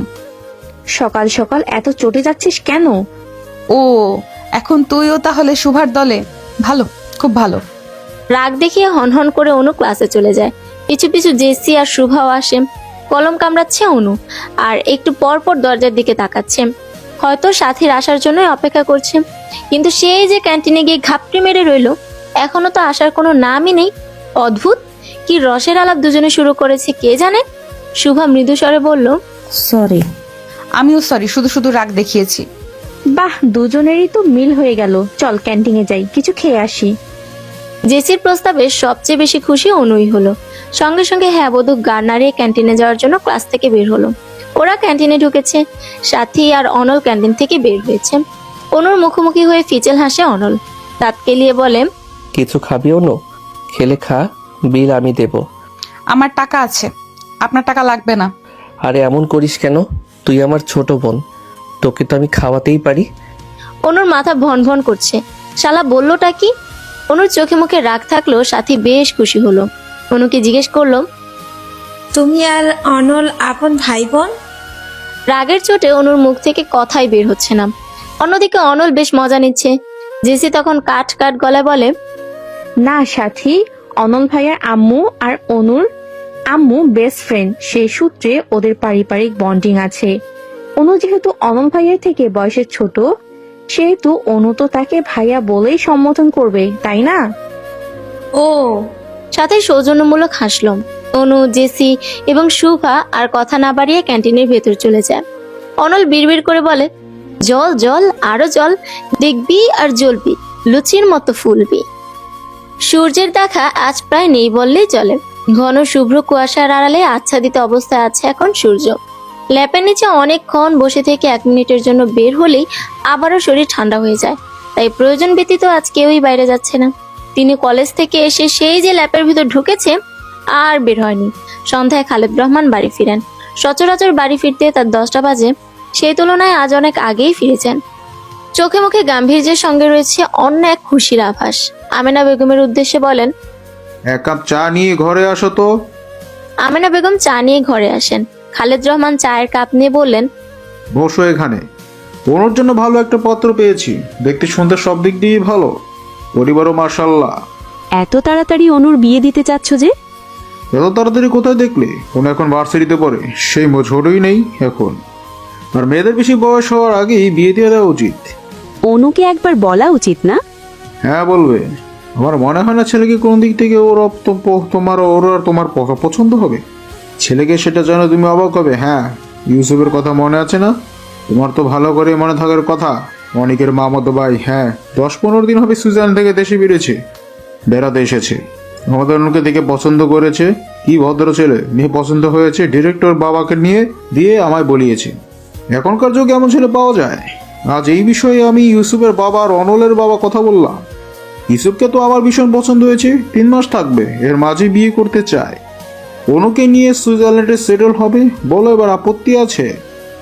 আমেনা বেগম কি বলবেন বুঝতে পারছেন না। তিনি একটা ঘোরের মাঝে আছেন। ইউসুফ অনলদের বাসায় এসে তার সাথেও দেখা করে গেছে, কিন্তু হাবভাবে এমন কিছুই মনে হয়নি, এমনকি কিছু বলেও নি। তিনি জড়তা রেখে বললেন, অনু আমাদের ছেড়ে এত দূরে থাকবে? মানে বলছিলাম যে এইটা আবার কি কথা বললে? মানুষ কি বিদেশে থাকছে না? তোমার তো আরো খুশি হওয়ার কথা। কজন মেয়ে এমন ভাগ্য পায়? যাও ওনাকে দিয়ে খবরটা দাও। সম্পূর্ণ অনিচ্ছা থাকা সত্ত্বেও বসা থেকে উঠলেন আমেনা বেগম। ধীর পায়ে অনুর রুমে এগিয়ে যান। বিছানায় শুয়ে শুয়ে তখন ফেসবুকিং করছিল অনু। আমেনা বেগমকে তাকিয়ে থাকতে দেখে অনু বলল, মা তুমি ওভাবে দরজার সামনে দাঁড়িয়ে আছো কেন? ভেতরে আসো। কি ব্যাপার? হঠাৎ এত আদর কেন? তুই কত বড় হয়ে গেছিস অনু। ও মা, তো বড় হব না? হবে তো, কিন্তু তাই বলে এত বড়? বউ হবার মতো? বুঝলাম না মা, কিসের বউ? কার বউ? আমাদের ছোট অনু চোখের পলকেই বড় হয়ে গেছে, অথচ খেয়ালই হয়নি। এখনো মনে হয় তুই আমার ছোট্ট অনু। একটু ঝেড়ে কাশো মা, আমি তোমার কথা বুঝতে পারছি না। ইউসুফের কথা মনে আছে? অনল অনিকের মামাতো ভাই। তোকে পছন্দ করেছে ইউসুফ, বিয়ে করতে চায়। এসব তুমি কি বলছো মা? আমি এখন বিয়ে করব না। তোর আব্বুর কাছে প্রস্তাব পাঠিয়েছে, সে রাজি, তাই তোকে বলতে বলল। কি আজব, আমার বিয়ে হঠাৎ আমার মতামত নেবে না? অসুবিধা কি? ছেলে তো ভালো। হোক ভালো, আমিও তো খারাপ নই, কিন্তু আমি বিয়ে করব না। তুমি আব্বুকে বলে দাও। আমি কি বলবো? কাউকেই বলতে হবে না, এই বিয়ে ভেঙে দিব। আর কিছু না বলে অনু বাড়ি থেকে বের হয়ে অনলের কাছে যাওয়ার জন্য। এর বিহিত একমাত্র অনলই করতে পারবে। ইউসুফকে জানালে অবশ্যই সে বিয়ে ভেঙে দেবে। অনলদের বাড়ি যাওয়ার পর দরজা খুলে দেন শিমুল বেগম। অনুকে দেখে একগাল হেসে বলেন, আরে অনু, তোর কথাই হচ্ছিল, আয় ভেতরে আয়। অনল ভাইয়া কোথায় আন্টি? সেই যে সকালে ভার্সিটিতে যাওয়ার জন্য বের হয়েছিলি, আর আসেনি এখনো। বাদ দে ওর কথা, তুই বস, তোর সঙ্গে কথা আছে। অস্বস্তি নেই বসতে হলো অনুকে। ফোনটা বাসায় রেখে এসেছে, নয়তো ফোন করে তাড়াতাড়ি বাসায় আসতে বলা যেত। আচ্ছা, অনেককে বললেই তো ফোন করার কথা। তখন শিমুল বেগম বলেন, আমি চা নিয়ে আসি, দাঁড়া। আচ্ছা আন্টি, অনেক কি বাসায়? হ্যাঁ, অনিক ওর ঘরেই আছে। শিমুল বেগম রান্নাঘরে যাওয়ার পর অনু অনেকের ঘরে আসে। ল্যাব গায়ে দিয়ে গুটিসুটি হয়ে শুয়ে আছে অনেক। অনু ওকে ধাক্কাতে ধাক্কাতে ডাকে, এই অনেক ভাইয়া, অনেক ভাইয়া, এই ভর সন্ধ্যায় ঘুমিয়েছো নাকি? উঠুন। প্রচন্ড ধাক্কাধাক্কিতে মনে হচ্ছিল ঝড় হচ্ছে। ঘুমে ঢুলু ঢুলু হয়ে ল্যাপের ভেতর থেকে মাথা বের করে। সমস্ত ঘুমের নেশা তার কেটে যায়। অনু অপ্রস্তুত হয়ে তাকিয়ে রয়েছে। মিষ্টি হেসে কথাটি বলল ইউসুফ। অনেক ওয়াশরুমে, আমি ইউসুফ। একটা বিয়ে ভাঙতে হবে অনল ভাই, আমি কিছুতেই এখন বিয়ে করব না। এই বিয়ে করা আমার পক্ষে একদম অসম্ভব। হন্তদন্ত হয়ে হড়বড় করে বলল অনু। অনেকের ঘরে ইউসুফকে দেখে এক ছুটে দৌড়ে ঘর থেকে বের হয়েছিল অনু। মেইন দরজার কাছে এসে অনলের সঙ্গে দেখা হয়ে যায়। তখনই অনলের হাত ধরে ছাদে নিয়ে এসেছে অনু। বাইরে থেকে এসে অনল ক্লান্ত। অনল গায়ের জ্যাকেটটা খুলে ফেলে অনুর দিকে ছুঁড়ে মেরে বলে, তোর বিয়ে, তেরা বেড়া কথা বলবি না অনু। মাত্র বাইরে থেকে এসেছি, ক্লান্ত আমি, তবু যে তোর কথা শুনছি, এটা তো তোর ভাগ্য। আচ্ছা সরি, বিয়েটা ভেঙে দেন না প্লিজ।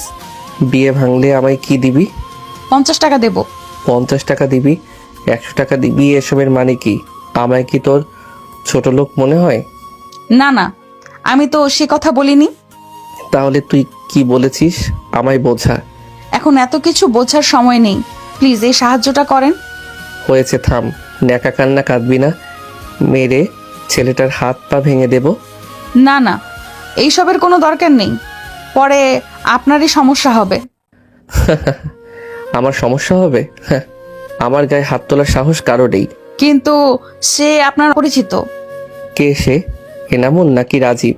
আরে ধুর না, তারা কেন বিয়ের প্রস্তাব পাঠাবে? ইউসুফ ভাইয়ের কথা বলছি। ইউসুফ ভাইয়া মানে আমার মামাতো ভাই? তুই মজা নিচ্ছিস না অনু? একদম না, আমি সত্যি বলছি। কিন্তু আমি বিশ্বাস করছি না, দুনিয়াতে এত মেয়ে থাকতে তোর মতো গবেট মার্ক একটা মেয়েকে ভাইয়া বিয়ে করতে চাইবে? অসম্ভব। তোর এসব ঢপবাজিতে আমি গলছি না। তুই সাথীকে নিয়ে জেলাস হয়েছিস বলে এখন ভাইয়াকে নিয়ে আমায় জেলাস ফিল করাতে চাচ্ছিস, আমি জানি। কথাগুলো বলে অনুর হাত থেকে জ্যাকেটটা নিয়ে অনল নিচে নেমে যায়। হাত পা ছড়িয়ে কাঁদতে ইচ্ছে করছে অনুর। অনল বাসায় গিয়ে ইউসুফকে দেখে রীতিমতো চমকে যায়। কুশল বিনিময় করে বলে, ভাইয়া তুমি কেমন আছো? আলহামদুলিল্লাহ ভাই, তুই ভালো আছিস? আলহামদুলিল্লাহ। কখন আসলে? সকালেই। তুই কি সারাদিন বাড়ির বাইরেই থাকিস নাকি? ওই তো একটু যাওয়া হয় ঘুরতে। অনু চলে গেল কেন রে? আর বলো না ফুপি, আমায় দেখে লজ্জা পেয়ে দৌড় দিল। এবার অনলের টনক নড়ল। ছাদে বলা অনুর কথাগুলো মনে পড়ে যায়। তার মানে অনু মিথ্যে বলেনি। শিমুল বেগম অনলকে বললেন, খবর কিছু শুনেছিস? আমাদের ইউসুফ ডুবে ডুবে জল খাচ্ছে। ইউসুফ অনুকে বিয়ে করতে চায়। তোর বাবা কথাও বলেছে। অনুর বাবা তো রাজি। শীতকাল, বৃষ্টি হওয়ার সম্ভাবনা ক্ষীণ। তবুও অনলের মনে হচ্ছে বাইরে বাজ পড়ছে। নিজেকে শান্ত করার চেষ্টা করছে অনল। শিমুল বেগমের লাস্ট কথা শুনে অস্থিরতা যেন দ্বিগুণ বেড়ে গেল। তিনি বললেন, তোর মামা মামি দোকানে গেছে আংটি কিনতে। যেহেতু দুই পরিবারই রাজি, তাই এঙ্গেজমেন্ট আজই করবে। আয়নার সামনে নির্জীব হয়ে বসে রয়েছে অনু। খালেদ রহমান যখন বললেন এঙ্গেজমেন্ট আজই হবে, তখন থেকে একদম নিশ্চুপ হয়ে গেছে অনু। ইউসুফদের আসতে রাত একটু বেশি হলো। আমিনা বেগম খাবারের বিশাল বন্দোবস্ত করে ফেলেছে। নাস্তা দেওয়া হলো। কিছুক্ষণ পর অনুকে নিয়ে এলো তিনু। মাথায় ঘুমটা টানা। ইউসুফের পাশে বসানো হয় অনুকে। ইউসুফের বাবা হেসে বলেন, বেয়াই সাহেব, মেয়ে কি দেখব বলেন? ছোট মেয়েটা যে এত বড় হয়ে গেল টেরই পেলাম না। ইউসুফ হুট করে আবদার করে বসে অনুকে বউ করে আনবে। অনুকে তো আমাদের শুরু থেকেই পছন্দ, আপত্তি করার প্রশ্নই আসেনি। আমার ছেলের পছন্দ কিন্তু মানতে হবে মশাই। উত্তরে খালেদ রহমান হাসেন। তারা দিয়ে বলেন, তা যা বলেছেন, আপনার ছেলেও কম নয়। এ কি, চা নিচ্ছেন না কেন? চা নিন, ইউসুফের বাবা বললেন। তা নিচ্ছি, আগে এঙ্গেজমেন্টটা হয়ে যাক। আচ্ছা, এত ঘরোয়াভাবে সবকিছু হওয়াতে আপনাদের কোনো সমস্যা নেই তো? একদমই না। ইউসুফের বাবা আংটিটা ইউসুফকে দিয়ে বললেন, নে, আংটিটা পরিয়ে দে। ইউসুফ ডান হাতে আংটি নিয়ে বাম হাত বাড়িয়ে দেয় অনুর দিকে। অনু সরাসরি অনলের দিকে তাকায়। তার চক্ষু ভরে অশ্রু জমা হয় মুহূর্তে। অনু মাথা নত করে কেঁদে ফেলে। আমিনা বেগম ছুটে এসে অনুর মাথাটা বুকে চেপে ধরে বললেন, পাগলি মেয়ে, কাঁদছিস কেন? এখনই কি তোকে নিয়ে যাচ্ছে নাকি? জরুরি ফোন এসেছে বলে তখন বাড়ি থেকে বের হয়ে আসে অনল। আমিনা বেগম অনুর বাম হাতটা ধরে এগিয়ে দেওয়ার পর ইউসুফ ওকে আংটি পরিয়ে দেয়। রাতে বারান্দায় গোলুকে কোলে নিয়ে চুপ করে বসে আছে অনু। ছাদে দাঁড়িয়ে দাঁড়িয়ে আকাশ দেখছে অনল। অনল, নিজের নাম কারো ক্রন্দনরত কণ্ঠ শুনে পেছনে ফিরে তাকায় অনল। সামনে দাঁড়িয়ে অনু। ফুফিয়ে ফুফিয়ে কাঁদছে সে। অনল জিজ্ঞেস করলো, কাঁদছিস কেন অনু? অনু দৌড়ে এসে ঝড়ের বেগে আছড়ে পড়ে অনলের বুকে। জ্যাকেট খামচে ধরে হাউ মাউ করে কাঁদতে কাঁদতে বলে, প্লিজ বিয়েটা ভেঙে দেন, আমি অন্য কাউকে বিয়ে করতে পারবো না। অনলের ভেতর ঝড় বয়ে যাচ্ছে। অনু অনলের শার্টের কলার চেপে ধরে কাঁদতে কাঁদতে বলে, ভেঙে দিবেন তো এই বিয়ে? শুধু শুধু পাগলামি করছি শোনো। ইউসুফ ভাইয়া অনেক ভালো ছেলে, তোকে অনেক সুখে রাখবে। তবে তোকে খুব মিস করবো রে। তোর সাথে আর ঝগড়া করা হবে না, তোর পেছনে লাগা হবে না। সুইজারল্যান্ড গিয়ে কি আমায় ভুলে যাবি অনু? অনু এবার আরো জোরে হাওমা করে কেঁদে ওঠে। ওইভাবে শার্টের কলার চেপে ধরে বলে, আপনি বলেছিলেন না আমি বোকা? সত্যি ভালোবাসা কোনটা, আবেগ কোনটা আমি বুঝি না। সত্যি এতদিন আমি বুঝিনি যে মানুষটা সারাক্ষণ আমার সাথে ঝগড়া করে সেই মানুষটাকেই আমি ভালোবাসি। আমি বুঝিনি যে এই মানুষটাকে ছাড়া আমার চলবে না। হ্যাঁ, আমি আপনাকে ভালোবাসি। আপনার সাথে সারা জীবন আমি ঝগড়া করতে চাই, আপনার সাথেই আমি সারা জীবন কাটাতে চাই। অনল অনুর হাত ছাড়িয়ে নেয়, চোখের পানি মুছে দিয়ে বলে, একদিন তোর বিয়ে হবে জানতাম। তোর বিয়েতে খুব নাচবো, আনন্দ করব ভেবে রেখেছিলাম, কিন্তু সেই দিনটা যে এত দ্রুত চলে আসবে সেটা ভাবিনি। মিস করব অনু, ভীষণ মিস করব। শীতের মধ্যে আর এখানে থাকিস না, বাড়ি চলে যা। আপনি কি বুঝতে চাচ্ছেন না? না বুঝতে পারছেন না? এড়িয়ে যাচ্ছেন কেন? এড়িয়ে যাবেন না প্লিজ। দয়া করে আমার মনের অবস্থাটা একটু বোঝার চেষ্টা করুন। আমার আপনাকে প্রয়োজন, শুধুই আপনাকে। কাঁদতে কাঁদতে হেঁচকে উঠে যায়। আস্তে আস্তে শরীরটাও নিস্তেজ হয়ে আসে। কথাগুলো কেমন জড়িয়ে জড়িয়ে যাচ্ছে। একসময় সেন্সলেস হয়ে অনলের উপরেই পড়ে যায় অনু। দু হাতে আঁকড়ে ধরে সে অনুকে, বুকের সাথে শক্ত করে চেপে ধরে অনল বলল, সরি। 2 ফোঁটা অশ্রু গড়িয়ে পড়ে অনলের চোখ থেকে। মাঝরাতে অনুর ঘুম ভাঙলে সে নিজেকে বিছানায় আবিষ্কার করে। বিছানার পাশে মোবাইল হাতটাও মোবাইল পেল না। উঠে দাঁড়াতে অলসতা লাগছে, শরীরে মনে হচ্ছে শক্তি নেই। কিছুক্ষণ ঝিম মেরে বিছানাতেই বসে থাকে। খোলা চোরগুলো হাত কোপা করে বিছানা থেকে নামে। লাইট জ্বালিয়ে দেখে গোলু ফ্লোরের এক কোণায় গুটিসুটি হয়ে শুয়ে রয়েছে। এই ঠান্ডার মধ্যে বেচারাকে কষ্ট দিচ্ছে ভেবে অনু নিজেরই খারাপ লাগছে। গোলুর জন্য ছোট্ট বাক্সে আলাদা বিছানা বানিয়েছিল অনু। ওকে তুলে নিয়ে সেই বাক্সের বিছানায় শুইয়ে দেয়। ওর জন্য বানানো ছোট্ট ল্যাপটা গায়ে জড়িয়ে দিল। গোলু একবার চোখ মেলে তাকিয়ে আবার চোখ বন্ধ করে ফেলে। অনু ওর মাথা চুলকে দেয় কিছুক্ষণ। বারান্দায় গিয়ে দেখে তিতুস খাঁচার মধ্যে ঝিমুচ্ছে। ওর খাবার প্রায় শেষ। ঘর থেকে খাবার আর পানি দিয়ে যায়। তখন দৃষ্টি চলে যায় অনলের ঘরের দিকে। এখনো ওর ঘরে আলো জ্বলছে। অনুর মনে পড়ে যায় ছাদের ঘটনাটির কথা। অনলের নিষ্ঠুরতার কথা ভাবতেই একদলা ভারী মেঘ এসে জমা হয় চোখের কার্নিশে, যার শেষ ফলাফল হিসেবে নেত্রপল্লব অশ্রুতে ভিজে ওঠে। দীর্ঘশ্বাস নিয়ে অনু ঘরে ফিরে আসে। ওয়ার্ড্রপ থেকে জামা কাপড় বের করে শাড়িটা আগে খুলে ফেলে। তারপর ওয়াশরুমে চলে যায় ফ্রেশ হতে। সকালে অনুর ঘুম ভাঙে আমেনা বেগমের ডাকে। চোখ না মেলেই অনু বলে, বলো। ইউসুফ এসেছে তোর সঙ্গে দেখা করতে। এত সকালে? এত সকাল কোথায় পেলি? 11টা বাজতে চলল। অনু নিশ্চুপ, আবার ঘুমিয়ে পড়েছে নির্ঘাত। তিনি কাঁধে ধাক্কিয়ে আবার ডাকেন, উঠ রে অনু, ছেলেটা সেই কখন থেকে বসে আছে। যাও, আসছি। তাড়াতাড়ি। আমেনা বেগম চলে যাওয়ার প্রায় 5 মিনিট পরে অনু উঠে।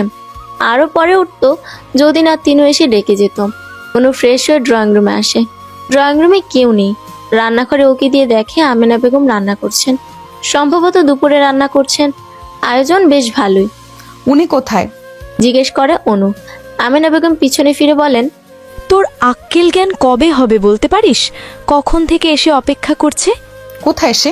ছাদে। আচ্ছা। অনু চলে যাওয়ার সময় আমেনা বেগম পিছু ডেকে 2 মগ কফি এগিয়ে দিয়ে বলেন, খালি মুখে কথা বলবি নাকি? কফি নিয়ে যা। অনু কোনো প্রত্যুত্তর করলো না, শুধু নীরব হয়ে কফির মগ দুটো হাতে নিয়ে ছাদে চলে যায়। ছাদের রেলিং ধরে ধীর পায়ে এ মাথা থেকে ও মাথা পর্যন্ত হাঁটছে ইউসুফ। কুয়াশা থাকলেও মৃদু রোদও রয়েছে। পরিবেশটা ওর বেশ ভালোই লাগছে। আপনার কফি। অনুর কণ্ঠ শুনে পেছনে তাকায় ইউসুফ। হাত বাড়িয়ে কফির মগ নিয়ে বলে, থ্যাংক ইউ। ওয়েলকাম। হুট করে চলে আসায় বিরক্ত হওনি তো? বিরক্ত হলে কি চলে যাবেন? ইউসুফ অপ্রস্তুত হয়ে পড়ে। অনু মেয়েকে মৃদু হেসে বলে, just kidding, don't be serious. অনুর হাসিতে তাল মেলালেও ইউসুফের কেন জানি খটকা লাগছে। ঘাপলা অন্য কিছু মনে হচ্ছে। কফিটা কেমন হয়েছে?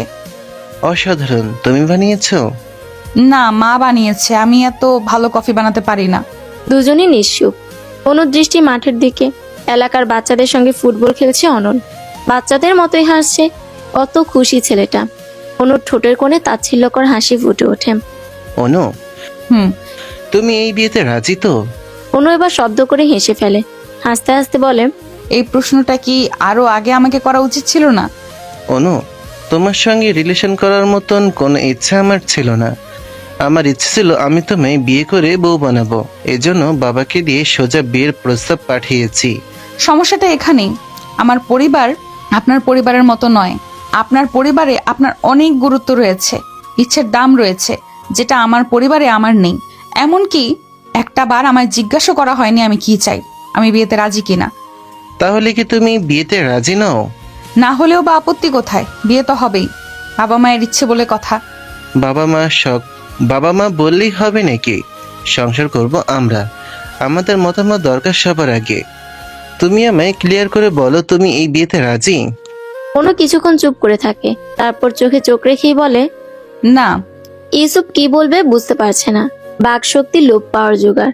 গোপনে দীর্ঘশ্বাস নিয়ে বলে, তাহলে এই বিয়ে হবে না, তুমি নিশ্চিন্তে থাকো। ইচ্ছার বিরুদ্ধে বিয়ে করার মতন ছেলে আমি নই। আমি বাড়িতে গিয়ে বাবাকে বলবো, যাচ্ছি এখন। দুপুরের খাবারটা খেয়ে যান, মা আপনার জন্য রান্না করছে। অন্য একদিন খাবো অনু, আজ আসি। ইউসুফ সরাসরি নিজেদের বাড়ি চলে যায়। যাওয়ার আগে আমেনা বেগমের সঙ্গেও দেখা করে যায়নি, তাহলে এভাবে না খেয়ে কখনোই আসতে দিতেন না। অন্যদিকে অনুর এমন চটপটে স্বীকারোক্তি ওকে পীড়া দিচ্ছে, ভুলটা নিজেরই মনে হচ্ছে। সে যদি নিজেই একবার অনুকে জিজ্ঞেস করতো। ইউসুফ চলে যাওয়ার পরও অনু কিছুক্ষণ ছাদে পায়চারি করে, লুকিয়ে লুকিয়ে অনলকেও দেখে। অনলের দৃষ্টি যে ছাদের দিকে নেই তা কিন্তু নয়, ও নিজেও খেলার ছলে একটু পরপর ছাদের দিকে তাকাচ্ছে। ইউসুফের সঙ্গে অনুকে দেখে কষ্ট হলো, সরে যেতে পারছিল না। অনু রাতে ঘুমিয়েছিল কিনা তার জানা নেই, কিন্তু তার চোখের পাতায় ঘুম সারা রাতে একবারও আসেনি। অনু ইউসুফের বউ হবে এটা ভাবতেই যেন বুকটা মোচড় দিয়ে ওঠে। অজানা অদৃশ্য কষ্টটা জেঁকে ধরেন। অনুও ভালোবাসাটা আগে ফিল করতে পারেনি, হয়তো অনলও নয়, তবে এখন যে অনুভূতি হচ্ছে তার নাম কি? ভালোবাসা। অনু ছাদ থেকে নেমে আসে। আজ ভার্সিটিতে তো যাওয়া হলো না, তবে একটু হেঁটে আসা যায়। সেও কাউকে কিছু না বলে একাই হাঁটতে বের হয়। মাঠের পাশ দিয়ে যাওয়ার সময় অনল দৌড়ে আসে, হাঁপাচ্ছে সে। অনু কিছু বলছে না, চুপচাপ হেঁটে চলেছে শুধু। কেমন আছিস অনু? অনু নিরুত্তর। অনল প্রশ্ন করে, কথা বলবি না? এবারও অনু কোনো উত্তর দিল না। একটা রিক্সা ডেকে চুপচাপ উঠে পড়ল, এমনকি একটাবার অনলের দিকে ফিরেও তাকায়নি। অনু রেহেন ব্যবহারে বুকের ভেতর কেমন যেন চিনচিন করে ওঠে অনলের। অসহায় লাগে। অনু তো এমন নয়। পুরো বাড়িতে পিনপতন নীরবতা চলছে, এমনকি ফ্যানের ভন ভন করা শব্দটাকেও প্রকট মনে হচ্ছে এখন। অনুর সামনে চোয়াল শক্ত করে ক্রুদ্ধ হয়ে দাঁড়িয়ে রয়েছে খালেদ রহমান। হাঁটতে হাঁটতে যাওয়ার সময় মাঝ রাস্তাতেই খালেদ রহমানের সঙ্গে দেখা হয়ে যায়। তার অগ্নিবর্ণ দৃষ্টি বলে দিচ্ছিল ঠিক কতটা রেগে আছেন তিনি, কিন্তু রাস্তায় কিছুই বলেননি। অনুকে সঙ্গে করে বাড়িতে নিয়ে এসেছেন। এতক্ষণ ক্ষুব্ধ হয়ে চুপচাপ থাকলো, এবার তিনি কষে থাপ্পড় বসান অনুর গালে। তাল সামলাতে না পেরে কয়েক কদম পিছিয়ে যায় অনু। সঙ্গে সঙ্গে মনে হয় গাল কয়েক ইঞ্চি ফুলে গিয়েছে। এতটা ব্যথা হচ্ছে যে মনে হচ্ছে গাল ফেটে এখনই রক্ত বের হবে। গাল চেপে ধরে দাঁড়িয়ে থাকে অনু, ঠোঁট কামড়ে ধরে কান্না আটকানোর চেষ্টা করছে। খালেদ রহমান বাজখাই গলায় বলেন, তোমার তো সাহস কে দিয়েছে বিয়ে ভাঙা? কোন দিক থেকে ইউসুফকে তোমার অপছন্দ বলো? নীরবে চোখের অশ্রু বিসর্জন দিচ্ছে অনু। আমেনা বেগম কাছে আসার আগে খালেদ রহমান চিৎকার করে বলেন, খবরদার মাঝখানে আসবে না তুমি। এখানে আমি আর অনু কথা বলছি, আজ আমার সব প্রশ্নের উত্তর ওকে দিতে হবে। এবার তিনি অনুকে জিজ্ঞেস করলেন, তুমি কেন বিয়ে ভেঙেছো? চুপ করে থাকবেন অনু, মাথায় রক্ত চেপে আছে এমনিতেই। ইউসুফকে তোমার কেন পছন্দ নয়? আমি এখনই বিয়ে করতে চাচ্ছি না আব্বু, সবাইকে ছেড়ে এত দূরে আমি থাকতেও পারবো না। ফুফিয়ে ফুফিয়ে বলল অনু। অনলের কথা বলতে গিয়েও বলতে পারলো না। যেখানে অনল অনুকে ভালোবাসে না, সেখানে বাবার সামনে এ কথা বলার বৃথা মানে হয় না। রাগে গিজ গিজ করছেন খালেদ রহমান। চোয়াল শক্ত করে বলেন, বড় হয়ে সাহস বেড়ে গিয়েছে, নিজের ভালো বুঝতে শিখেছো। করে নিজের ভালো, তোমার কোনো ব্যাপারে আমি আর নেই। কথা শেষ করে নিজের ঘরে গিয়ে ধীরিম করে দরজা বন্ধ করে দেয় খালেদ রহমান। অনু আর এক সেকেন্ডও দাঁড়িয়ে না থেকে বাড়ি থেকে বেরিয়ে আসে। তিনু আমেনা বেগম অনেকবার ডাকলেও পিছু ফিরে দাঁড়ায়নি। অনেক, আমি কেন জানি অনুর বিয়ে নিয়ে খুশি হতে পারছি না, বলল অনল। অনেক কম্পিউটার গেমস খেলছিল। অনলের এ কথা শুনে সচকিত হয়ে তাকিয়ে বলে, কেন? এই কেনর উত্তরই তো আমার কাছে নেই। তুমি কি অনুকে ভালোবাসো? কাল রাতে অনু ছাদে এসেছিল। কেন? আমার কাছে। কি বলেছে? অনু আমায় ভালোবাসে, বিয়ে ভেঙে দিতে বলেছে, কান্নাকাটি করেছে অনেক।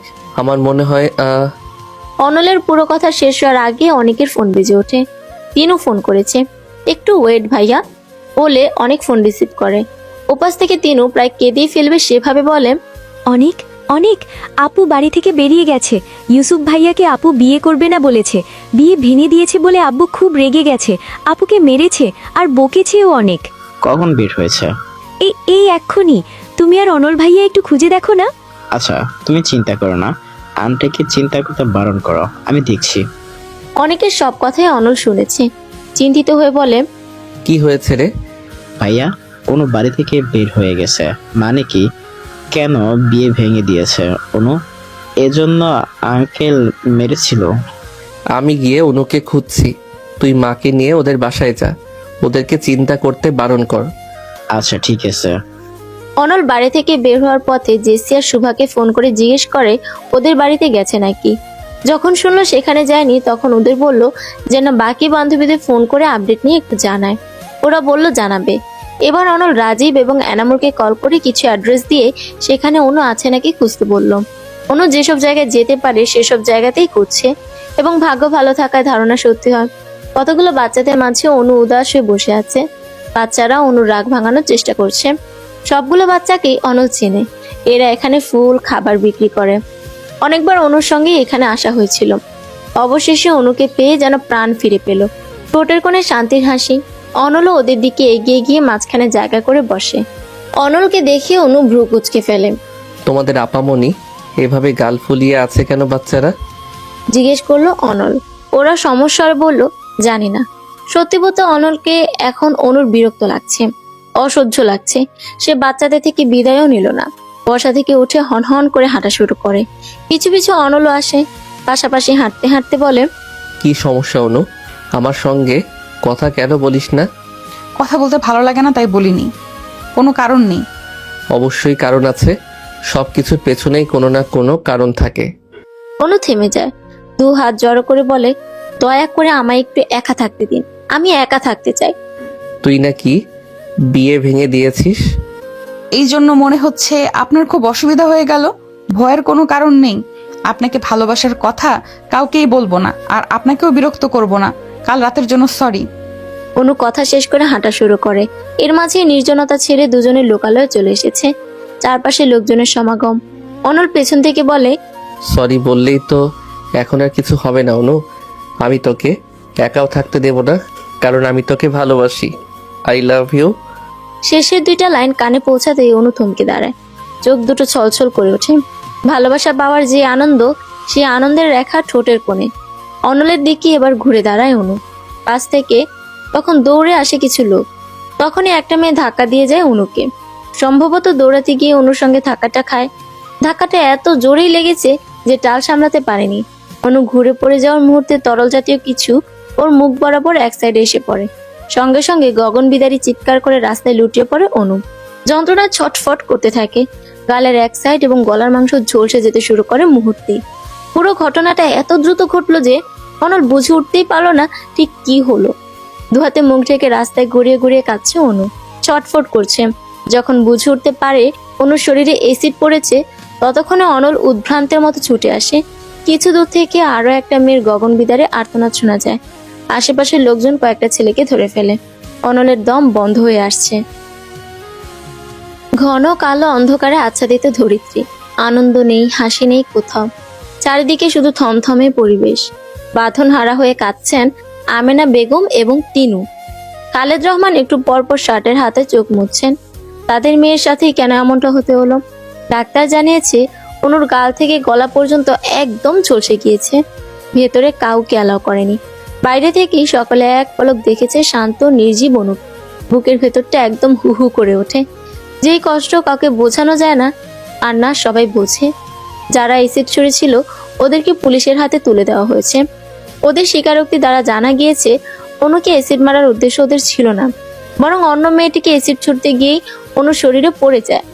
পুলিশ হাসপাতালে এসেছিল, কিন্তু অনু অথবা এসিড আক্রান্ত অন্য মেয়েটি অর্থাৎ আখি এখন কথা বলার মতো অবস্থায় নেই। ডাক্তার জানিয়েছে এখনই তাদের কারোর সাথে কথা বলতে দেওয়া যাবে না। পুলিশও ওদের দুজনের জবানবন্দি ছাড়া কিছু করতে পারবে না, তাই অপেক্ষা করা ছাড়া কোনো গতি নেই। করিডোরের একপাশে দেয়ালের সাথে মাথা ঠেকে দাঁড়িয়ে আছে অনল। বারবার চোখের সামনে অনু ছটফট করা তখনকার দৃশ্য ভেসে উঠছে। কত কষ্ট ওকে পোহাতে হয়েছে। কি হবে সামনে? অনু এসব সহ্য করতে পারবে তো? ডাক্তার এসে জানায় ওরা এখন স্বাভাবিক সুস্থ। সবার আগে কথা বলার জন্য পুলিশই যায়। যদিও তারা উপস্থিত অনল এবং আরো কয়েকজনকে জিজ্ঞাসাবাদ করে উক্ত ঘটনাটি শুনেছিল, তবুও একই প্রশ্ন তারা অনু এবং আখিকে করে। পুরো ঘটনা অনুর বলার প্রয়োজন হয়নি, শুধু এটাই জানিয়েছে সে তাদের কাউকে চিনে না। হুট করে কি থেকে কি হয়ে গেল তা বুঝতে পারেনি। আখির জবানবন্দি এমন ছিল। অ্যাসিড নিক্ষেপকারী একজন, যার নাম পলাশ। পলাশ আমায় প্রেম প্রস্তাব দিয়েছিল কলেজে যাওয়ার সময়। সে ভালো ছেলে নয়, আমি না করে দিয়েছিলাম। এরপর থেকে সে প্রায়ই আমায় বিরক্ত করত, রাস্তাঘাটে উত্ত্যক্ত করত। তারপরও যখন আমি রাজি হইনি, তখনও হুমকি দিয়ে বলে, তোর এই সুন্দর চেহারা নিয়ে এত বড়াই না, তোর এই চেহারাই আমি নষ্ট করে দেব। সরাসরি ভয় না পেলেও মনে মনে আমি ঠিকই ভয় পেয়েছিলাম। কিছুদিন কলেজেও যাইনি। এরপর যখন আবার কলেজে যাওয়া শুরু করলাম, তখন আর পলাশ আমায় বিরক্ত করতো না। আমি ভেবে নিয়েছিলাম হয়তো আমাকে ভয় দেখানোর জন্যই বলেছিল, কিন্তু ভুল ছিলাম আমি। সেদিন কোচিং থেকে ফেরার পথে পলাশ ও ওর সঙ্গীরা আমার দিকে এগিয়ে আসে, অদ্ভুতভাবে হাসে। আমি ভয় পেয়ে দৌড়ানো শুরু করি।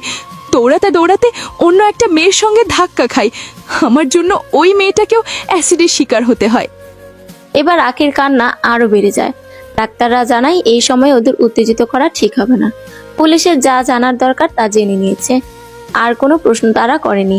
তবে এটা বলেছে যে এর প্রাপ্য শাস্তি পলাশ ও ওর বন্ধুরা পাবে। হাসপাতালের বাইরে সাংবাদিকদের দলবল। একদিনে একই সময়ে 2 মেয়ে অ্যাসিডের শিকার।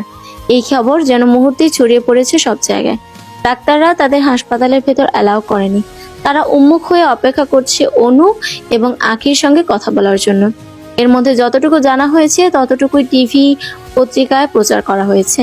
তাদের আগের ছবি এবং এসিডে ঝলসে যাওয়া ছবি দেখে সকলের মনেই আক্ষেপ। এত সুন্দর চেহারা! আজকাল সত্যি এটাও মনে হয় যে সুন্দর হওয়া পাপ, অন্যায়। অনু সুস্থ হওয়ার পরও কারোর সঙ্গেই কথা বলতে চায়নি, এমনকি দেখাও করেনি। অনল ভেতরে যায়নি একবারও। আমেনা বেগম যাওয়ার পর হাত ধরে কান্না করে অনু। আকাশ পাতাল কেঁপে উঠবে সেই কান্নার সুরে।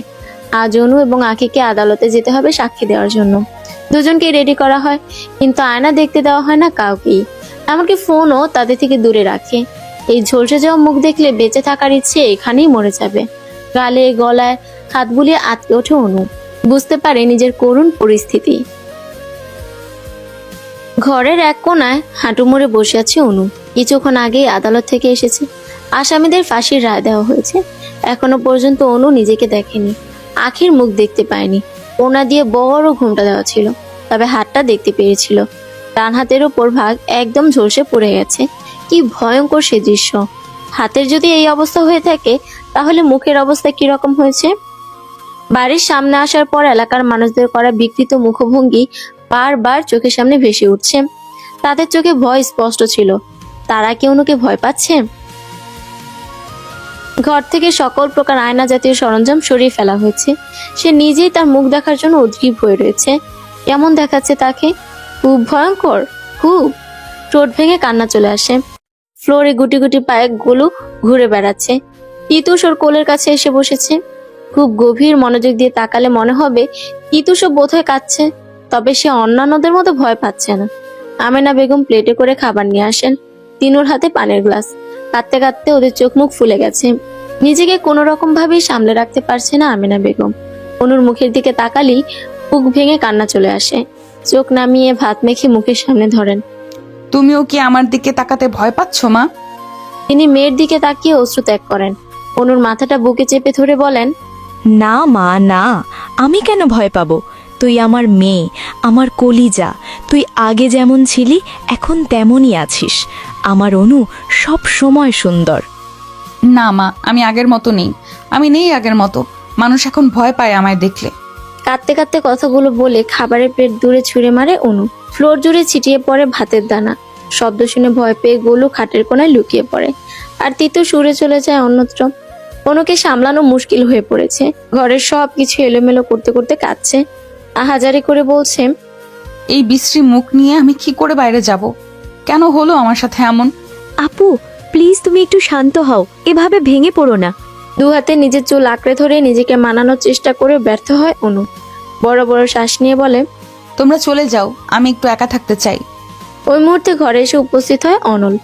ইশারায় আমেনা বেগম এবং তিনুকে ঘর থেকে চলে যেতে বলে।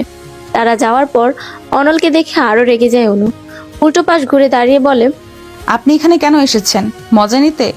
আনন্দ হচ্ছে না আপনার? অনল নিশ্চুপ। অনু বলল, আপনি চলে যান, কারো দয়া মায়া আমার লাগবে না। দূর থেকেই পরিহাস করেন। অনল এগিয়ে এসে অনুর হাত ধরে সামনে ঘুরিয়ে দাঁড় করায়। দু হাতে মুখ ঢেকে কেঁদে ফেলে অনু। কাঁদতে কাঁদতে বলে, চলে যান প্লিজ, চলে যান আপনি। ওইভাবেই অনুকে জড়িয়ে ধরে অনল। সে কথা বলতে পারছে না, অনুকে বুঝতে দিতে চাচ্ছে না তার ক্রন্দনরত কণ্ঠস্বর। সে জানে না কিভাবে অনুকে স্বাভাবিক করবে, কিভাবে সামলাবে। শুধু জানে অনুকে তারই সামলাতে হবে। কিছুক্ষণ নীরবে কেঁদে অনলকে ধাক্কা দিয়ে দূরে সরিয়ে দিয়ে নিজেও পিছিয়ে যায় অনু। চিৎকার করে বলে, আপনি চলে যাচ্ছেন না কেন? চলে যান আপনি। অনু, পাগলামি করিস না। এটা একটা অ্যাক্সিডেন্ট ছিল, তোর তো এখানে কোনো দোষ নেই। কেন এমন করছিস? কারণ দোষ না করেও আমাকে শাস্তি পেতে হচ্ছে। মানুষ ভয় পায় আমায় দেখলে। অনল চুপচাপ দাঁড়িয়ে থাকে। আহাজারি করে কাঁদতে কাঁদতে পা ছড়িয়ে ফ্লোরে বসে পড়ে অনু। নিজের মাথার চুল নিজেরই টেনে ছিঁড়ে ফেলতে ইচ্ছে করছে। অনল ঘর থেকে বেরিয়ে আবার কয়েক সেকেন্ডের মধ্যেই ফিরে আসে। অনুর সামনে হাঁটু গেড়ে বসে একটা খরগোশের বাচ্চা অনুর কোলের উপর রাখে। অশ্রুসিক্ত নয়নে সে অনলের দিকে তাকায়। অনলের চোখের পানি চিকচিক করছে। এটাও বোঝা যাচ্ছে সে এখন কাঁদতে চাচ্ছে না। অনুর গালে আলতো করে হাত রেখে অনল বলে, তোর পিলু, ওকে আমি ঘরে লুকিয়ে রেখেছিলাম, কুকুর নেয়নি। ইচ্ছে ছিল যেদিন তোকে বিয়ে করব সেদিন ফিরিয়ে দেব। বিয়ে হওয়ার আগেই ফিরিয়ে দিলাম, তবে বিয়ে হবে আজ। আপনি কি পাগল হয়ে গেছেন? কি সব আবল তাবল বকছেন? আবল তাবল নয়, যা বলেছি ভেবেই বলেছি। আমি তোকে ভালোবাসি, তোকেই বিয়ে করব। অসম্ভব। কেন অসম্ভব অনু? তোর মুখ ঝলসে গেছে বলে কি আমার ভালোবাসায় ভাটা পড়েছে? কমে গেছে আমার ভালোবাসা? আপনার এখন আবেগের বয়স নেই। কোনো আবেগের টানে আপনি এমন সিদ্ধান্ত নিয়েছেন আমি জানি না। বাড়ি চলে যান। অনল এবার অনুর দুগালে হাত রাখে, চোখে চোখ রেখে বলে, আল্লাহর কসম, তোকে বিয়ে করার সিদ্ধান্ত আমি আবেগের বশে নেইনি। আমি তোকে ভালোবাসি, আমার পরিবারের সবাই রাজি। আজই তোর বাবার সাথে কথা হবে। অনলের বুকে মাথা রেখে ফুফিয়ে ফুফিয়ে কেঁদে অনু বলে, কেন এমন করছেন আপনি? কেন ভালোবাসেন? অনল কিছু বলল না, শুধু নীরবে অশ্রু বিসর্জন দিয়ে বাহু বন্ধনে শক্ত করে আবদ্ধ করে রাখলো অনুকে। খালেদ রহমান বাড়িতে ছিলেন না, একটু আগেই এসেছেন। চোখে মুখে চিন্তার আভাস, চোখ মুখ ফোলা। চা দেবো? দাও। চা বানানোই ছিল, গরম করে কাপে ঢেলে সেন্টার টেবিলের উপর রাখে। পাশের সোফায় বসে আমেনা বেগম জিজ্ঞেস করে, কোথায় গিয়েছিলে? বাড়ি বিক্রির ব্যাপারে কথা বলতে। বাড়িটা বিক্রি করে দেবো আমি না, মেয়ের চিকিৎসা করাবো, দেশের বাইরে পাঠাবো সার্জারি করার জন্য। কেউ আমার মেয়েকে কুৎসিত বলুক বিশ্রী বলুক, এটা আমি চাই না, সহ্য করতে পারবো না আমি। কথার উত্তর দিতে পারলেন না আমেনা বেগম। কান্না ছাড়া তিনি আর কি বা করতে পারবেন? তবে রাগী মানুষটার আড়ালেও যে অফুরন্ত ভালোবাসা রয়েছে সেটা তিনি আজ বুঝতে পারলেন। খালেদ রহমানের ব্যাপারে তার একটা ভ্রান্ত ধারণা ছিল, যা আজ তাসের ঘরের মতো ভেঙে গেছে। অনলের বাবা মা এসে বিয়ের কথা বলেছেন। কিছুক্ষণ নীরব থেকে ভাবুক হয়ে খালেদ রহমান বলেছিলেন, অনলকে আমার অভ্যন্তর নয়, ওরা দুজন দুজনকে ভালোবাসে, বিয়ে করতে চাই, এতেও আমার কোনো সমস্যা নেই। কিন্তু আগে অনু পুরোপুরি ঠিক হয়ে হবে, তারপর বিয়ে। কেউ যেন আমার মেয়ের দিকে আঙ্গুল তোলে, এটা আমি বলতে পারি। অনল দয়া দেখিয়ে ওকে বিয়ে করেছে। সকলে অভিভূত হয়েছিল ওনার কথা শুনে। দরজার আড়ালে দাঁড়িয়ে বারবার ওনার চোখ মুছছিল অনু। সে তার বাবার সাথে কত খারাপ ব্যবহার করেছিল, অথচ বাবা কত ভালোবাসে। খালেদ রহমানের সিদ্ধান্তে সবাই রাজি হয়েছে। উন্নত মানের চিকিৎসার জন্য টাকার ব্যবস্থা করা হচ্ছে। জেসি এবং শুভা বেশিরভাগ সময়টা এখন অনুদের বাসাতেই থাকে। লুডো খেলে, গান শোনে, চোর পুলিশ খেলে। প্রকৃত বন্ধুরা কখনোই ভুলে যায় না। সময়ের সাথে সাথে মানিয়ে নিতে শিখেছে অনু। দুপুরবেলায় খাওয়া দাওয়া করে ঠিক করা হলো ওরা ছাদে যাবে। ছাদে বসে বসে লুডো খেলবে চারজন মিলে। জেসি আর শুভা সোফায় বসে আরাম করছে। কলিং বেল বাজে তখন। দরজা খুলে দেয় তিনু। এলাকার অনেকেই এসেছে এবং সেই ভিক্ষুক বৃদ্ধা মহিলাটিও। অর্ণা দিয়ে মুখের এক সাইড অনু ঢেকে রেখেছে। বৃদ্ধা জিজ্ঞেস করেন, ভালো আছো বইন? তোমার খবর আমি শুনছিলাম, আইছিলামও দেখতে, কিন্তু তুমি তখন কাউরুর লগেই দেখা করো নাই। ভালো আছি দাদি। কথাবার্তার শব্দ পেয়ে খালেদ রহমান এবং আমেনা বেগমও ড্রয়িং রুমে আসেন। সকলের সঙ্গে আলাপ বার্তা করেন। এরপর তারা সবাই টেবিলের উপর টাকা রেখে বলেন, বেশি টাকা পয়সা দেওয়ার সামর্থ্য আমাদের নাই ভাই। অনু জানে আমাদের অবস্থা, যা পারছি দিছি, আমরাও চাই আমাদের অনু আবার প্রাণ ফিরে পাক, হাসি খুশি অনু ফিরে আসুক আমাদের মাঝে। আমেনা বেগম এবং খালেদ রহমানের চোখে পানি এসে পড়ে। এতগুলো মানুষ অনুকে ভালোবাসে। কিছু মানুষ ভালোবাসার প্রতিদান দিতে জানে না, যেটা করে তা হচ্ছে বেইমানি। এই সহজ সরল মানুষগুলো বেইমানি বোঝে না। তাদের প্রত্যেককেই অনু কোনো না কোনোভাবে সাহায্য করেছিল। এখন অনুর বিপদও তারা মুখ ফিরিয়ে নেয়নি, পাশে এসে দাঁড়িয়েছে তাদের সামর্থ্য অনুযায়ী। কজনই বা থাকে বিপদের সময়ে পাশে। যদিও টাকার ব্যবস্থা সব হয়ে গিয়েছিল, তবুও খালেদ রহমান তাদের ফিরিয়ে দিলেন না। অনু কেঁদে ফেলে এত ভালোবাসা দেখে। তিনু বোনকে জড়িয়ে ধরে বলে, তুই ঠিক ছিলি আপু, সেদিন তুই মিথ্যে বলিসনি, তারাও তোর বিপদে পাশে আছে। দুপুর থেকে বিকেল অবধি তারা সবাই গল্প করলেন। অনু ভুলেই গেছে প্রায় তার কষ্ট। সবাই পাশে আছে, কিন্তু অনল নেই। ওকে ছাড়া সবকিছু বড্ড ফাঁকা ফাঁকা লাগছে। অবশ্য সে গিয়েছে পাসপোর্ট আর ভিসার কিছু কাজ শেষ করতে। ওরা কালই যাচ্ছে সুইজারল্যান্ডে সার্জারি করার জন্য। এখানে ইউসুফেরও হাত রয়েছে। সে সহযোগিতা করেছে বলে চিকিৎসার ব্যবস্থা দ্রুত হয়েছে। কাল সকালের ফ্লাইটেই সুইজারল্যান্ড যাবে। সব কাজ শেষ করে রাতে বাড়িতে ফেরে অনল। রাতে অনুদের বাসাতেই খায়। ইশারায় তিনুকে জিজ্ঞেস করে, অনু কোথায়? প্রত্যুত্তরে তিনু চোখ দিয়ে ইশারা করে বলে, ছাদে। খাওয়া শেষ করে অনলও ছাদে চলে যায়। উপস্থিতি জানান দিতে খ্যাক করে গলা পরিষ্কার করে। অনু একবার পেছনে তাকিয়ে দৃষ্টি সরিয়ে নিল। চাদরটা আর একটু ভালো করে টেনে গায়ে জড়িয়ে নিয়ে আড়ষ্ট হয়ে দাঁড়ায়। অনল এগিয়ে গিয়ে রেলিং এর সাথে হেলান দিয়ে দাঁড়িয়ে বলে, উফ, ঠান্ডা। অনু এবার তাকালো না। অনল এবার অসহায়ের মতো মুখ করে বলে, একটু চাদরটা শেয়ার করবি অনু? খুব ঠান্ডা লাগছে। কেন, সাথীর কাছে গিয়ে চান? এখানে আবার সাথী আসলো কোথা থেকে? আকাশ থেকে। সেদিনের কথা মনে নেই? আছে, ওই দিন ওকে জ্যাকেট দিয়েছিলাম। তারপর যে একদিন আমাদের বাড়ির ছাদে তোকে জ্যাকেট দিলাম। এখন তুইও চাদর শেয়ার করবি, করতে বাধ্য তুই। দে। অনল চাদরে ধরে টান দিতে যাবে, তার আগেই অনু দূরে সরে যায়। দেব না। সারাদিন কোথায় ছিলেন আপনি? কত কাজ আমার, রাত পোহালেই কাল চলে যাবি। আজ এমন করছিস কেন? কালকে কে কে যাব? পৃথিবী শুদ্ধ মানুষ যাবে তোর সাথে। ভ্রু কুচকে মুখ কালো করে ফেলে অনু। অনল ভেঙে ভেঙে বলে, ঢং, কে কে যাবে? কেন রে, তুই কি মহারানী ভিক্টোরিয়া? রাজ্য জয় করতে যাবি যে? সবাই তোর সঙ্গে যাবে যুদ্ধ করতে? তা তো নয়, তাই না? তুই যাবি চিকিৎসা করতে, যাদের যাওয়ার প্রয়োজন তারাই যাবে। আঙ্কেল যাবে, ইউসুফ ভাইয়া যাবে, আর তুই? গন্ডার। এই তুই কি বললি? মাত্রই কি যেন বললি? কিসের ডার না কি জানি কি বলছিলি বল? সেটাই তো, কি বলছিলাম? আন্ডার। হ্যাঁ, আন্ডার বলছিলাম। কিসের আন্ডার? কিসের আন্ডার? ওই তো, ওই যে কবিতা বলছিলাম আমি, twinkle twinkle little star how I wonder what you are. জোরপূর্বক ছোটে কৃত্রিম হাসি ফুটিয়ে বলল অনু। অনল ওর মাথায় গাঁটটা মেরে বলে, গাধি, ওইটা আন্ডার না, ওয়ান্ডার হবে। হ্যাঁ, ওই একই। অনল আর কিছু না বলে চলে যায়। এদিকে বুকের ওপর হাত রেখে জোরে শ্বাস নেয় অনু। বড় বাচ্চা বেঁচে গেছে আজ। কিছু বলেও শান্তি নেই, সব শুনে ফেলে। গন্ডার কোথাকার, বিড়বিড় করে বলল সে। আচমকা তখন অনল ফিরে এসে চাদরটা টেনে নিয়ে নেয়। গায়ে জড়িয়ে পেছন থেকে অনুকে জড়িয়ে ধরে বলে, আমার অনুর চিকিৎসা হবে আর আমি থাকবো না? কাল আমিও যাব, আমার পাগলির পাশে আমি থাকবো একদম ঢাল হয়ে। জানিস অনু, তোর প্রতি আলাদা টান ভালোবাসা সবসময়ই আমার কাজ করত, কিন্তু ঝগড়া করতে করতে কেন জানি ভালোবাসাটা ধরতেই পারতাম না। সত্যি বলতে তোর পাশে অন্য কোনো ছেলেকে আমি সহ্য করতে পারতাম না, তাসিনকেও না। আমার ভয় হতো তোকে হারিয়ে ফেলার। এরপর যখন তাসিনের বিষয়ে খোঁজ খবর নিয়ে জানলাম ওর ক্যারেক্টার ভালো না, তখন অনেক খুশি হয়েছিলাম। বলতো কেন? কেন? কারণ আমি জানতাম প্রমাণ করতে পারলে তুই কোনোদিন ওর সাথে রিলেশন রাখবি না, আপদ বিদায় হবে। অনু হাসে, কিছুক্ষণ নীরব থেকে বলে, আচ্ছা, যদি এরকমটা হতো, অ্যাসিড না লেগে রোড অ্যাক্সিডেন্টে মারা যেতাম, অথবা এই অবস্থার পর সুইসাইড করতাম, তখন কি করতেন? সঙ্গে সঙ্গে অনুকে নিজের দিকে ঘুরিয়ে শক্ত করে জড়িয়ে ধরে অনল। অনু মৃদুস্বরে বলে, ভর্তা হয়ে যাব তো।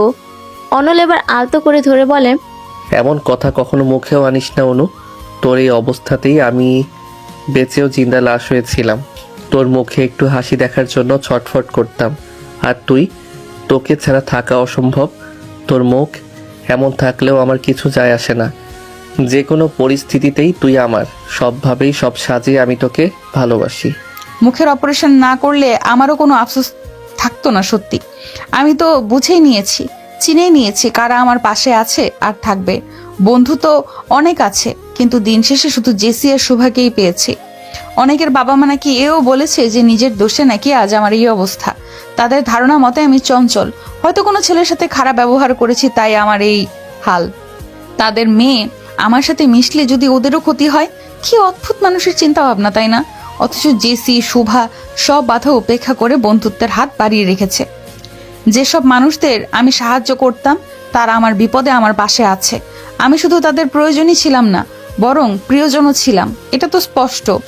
যে বাবাকে মনে মনে অপছন্দ করতাম, হঠাৎ আমায় সে ভালোবাসে না, অথচ সে সবার চেয়ে বেশি অস্থির।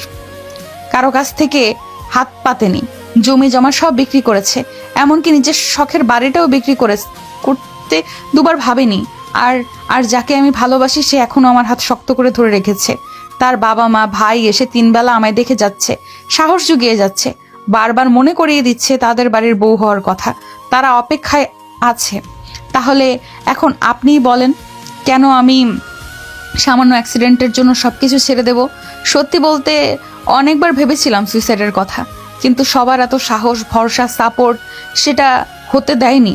আমি বিশ্বাস করি বেঁচে থাকার জন্য এসব আমার জন্য যথেষ্ট। অনুর কপালে চুমু খেলো অনল, আর একটু সকলত করে জড়িয়ে ধরে চুলে হাত বুলিয়ে দিয়ে বলল, আমার পাগলিটা অনেক বুঝদার হয়েছে। আকাশে আজ চাঁদ দেখতে পাচ্ছিস? অনু একবার আকাশের দিকে তাকিয়ে আবার অনলের বুকে মাথা রাখে, শক্ত করে জড়িয়ে ধরে বলে, অনল বলল, আকাশে কিন্তু আজ সম্পূর্ণ চাঁদ নেই, তবু চারপাশ কত আলোকিত দেখেছিস? কুয়াশা কিন্তু চাঁদের সৌন্দর্য আড়াল করতে পারেনি, তেমনি সামান্য ঝলসে যাওয়া চামড়াও পারিনি তোর সৌন্দর্য কেড়ে নিতে। বরং তোর মনের সৌন্দর্য তোর চেহারার সৌন্দর্যকে আরো দ্বিগুণ করেছে। আর সম্পূর্ণ চাঁদ না পেলে আফসোসও থাকতো না।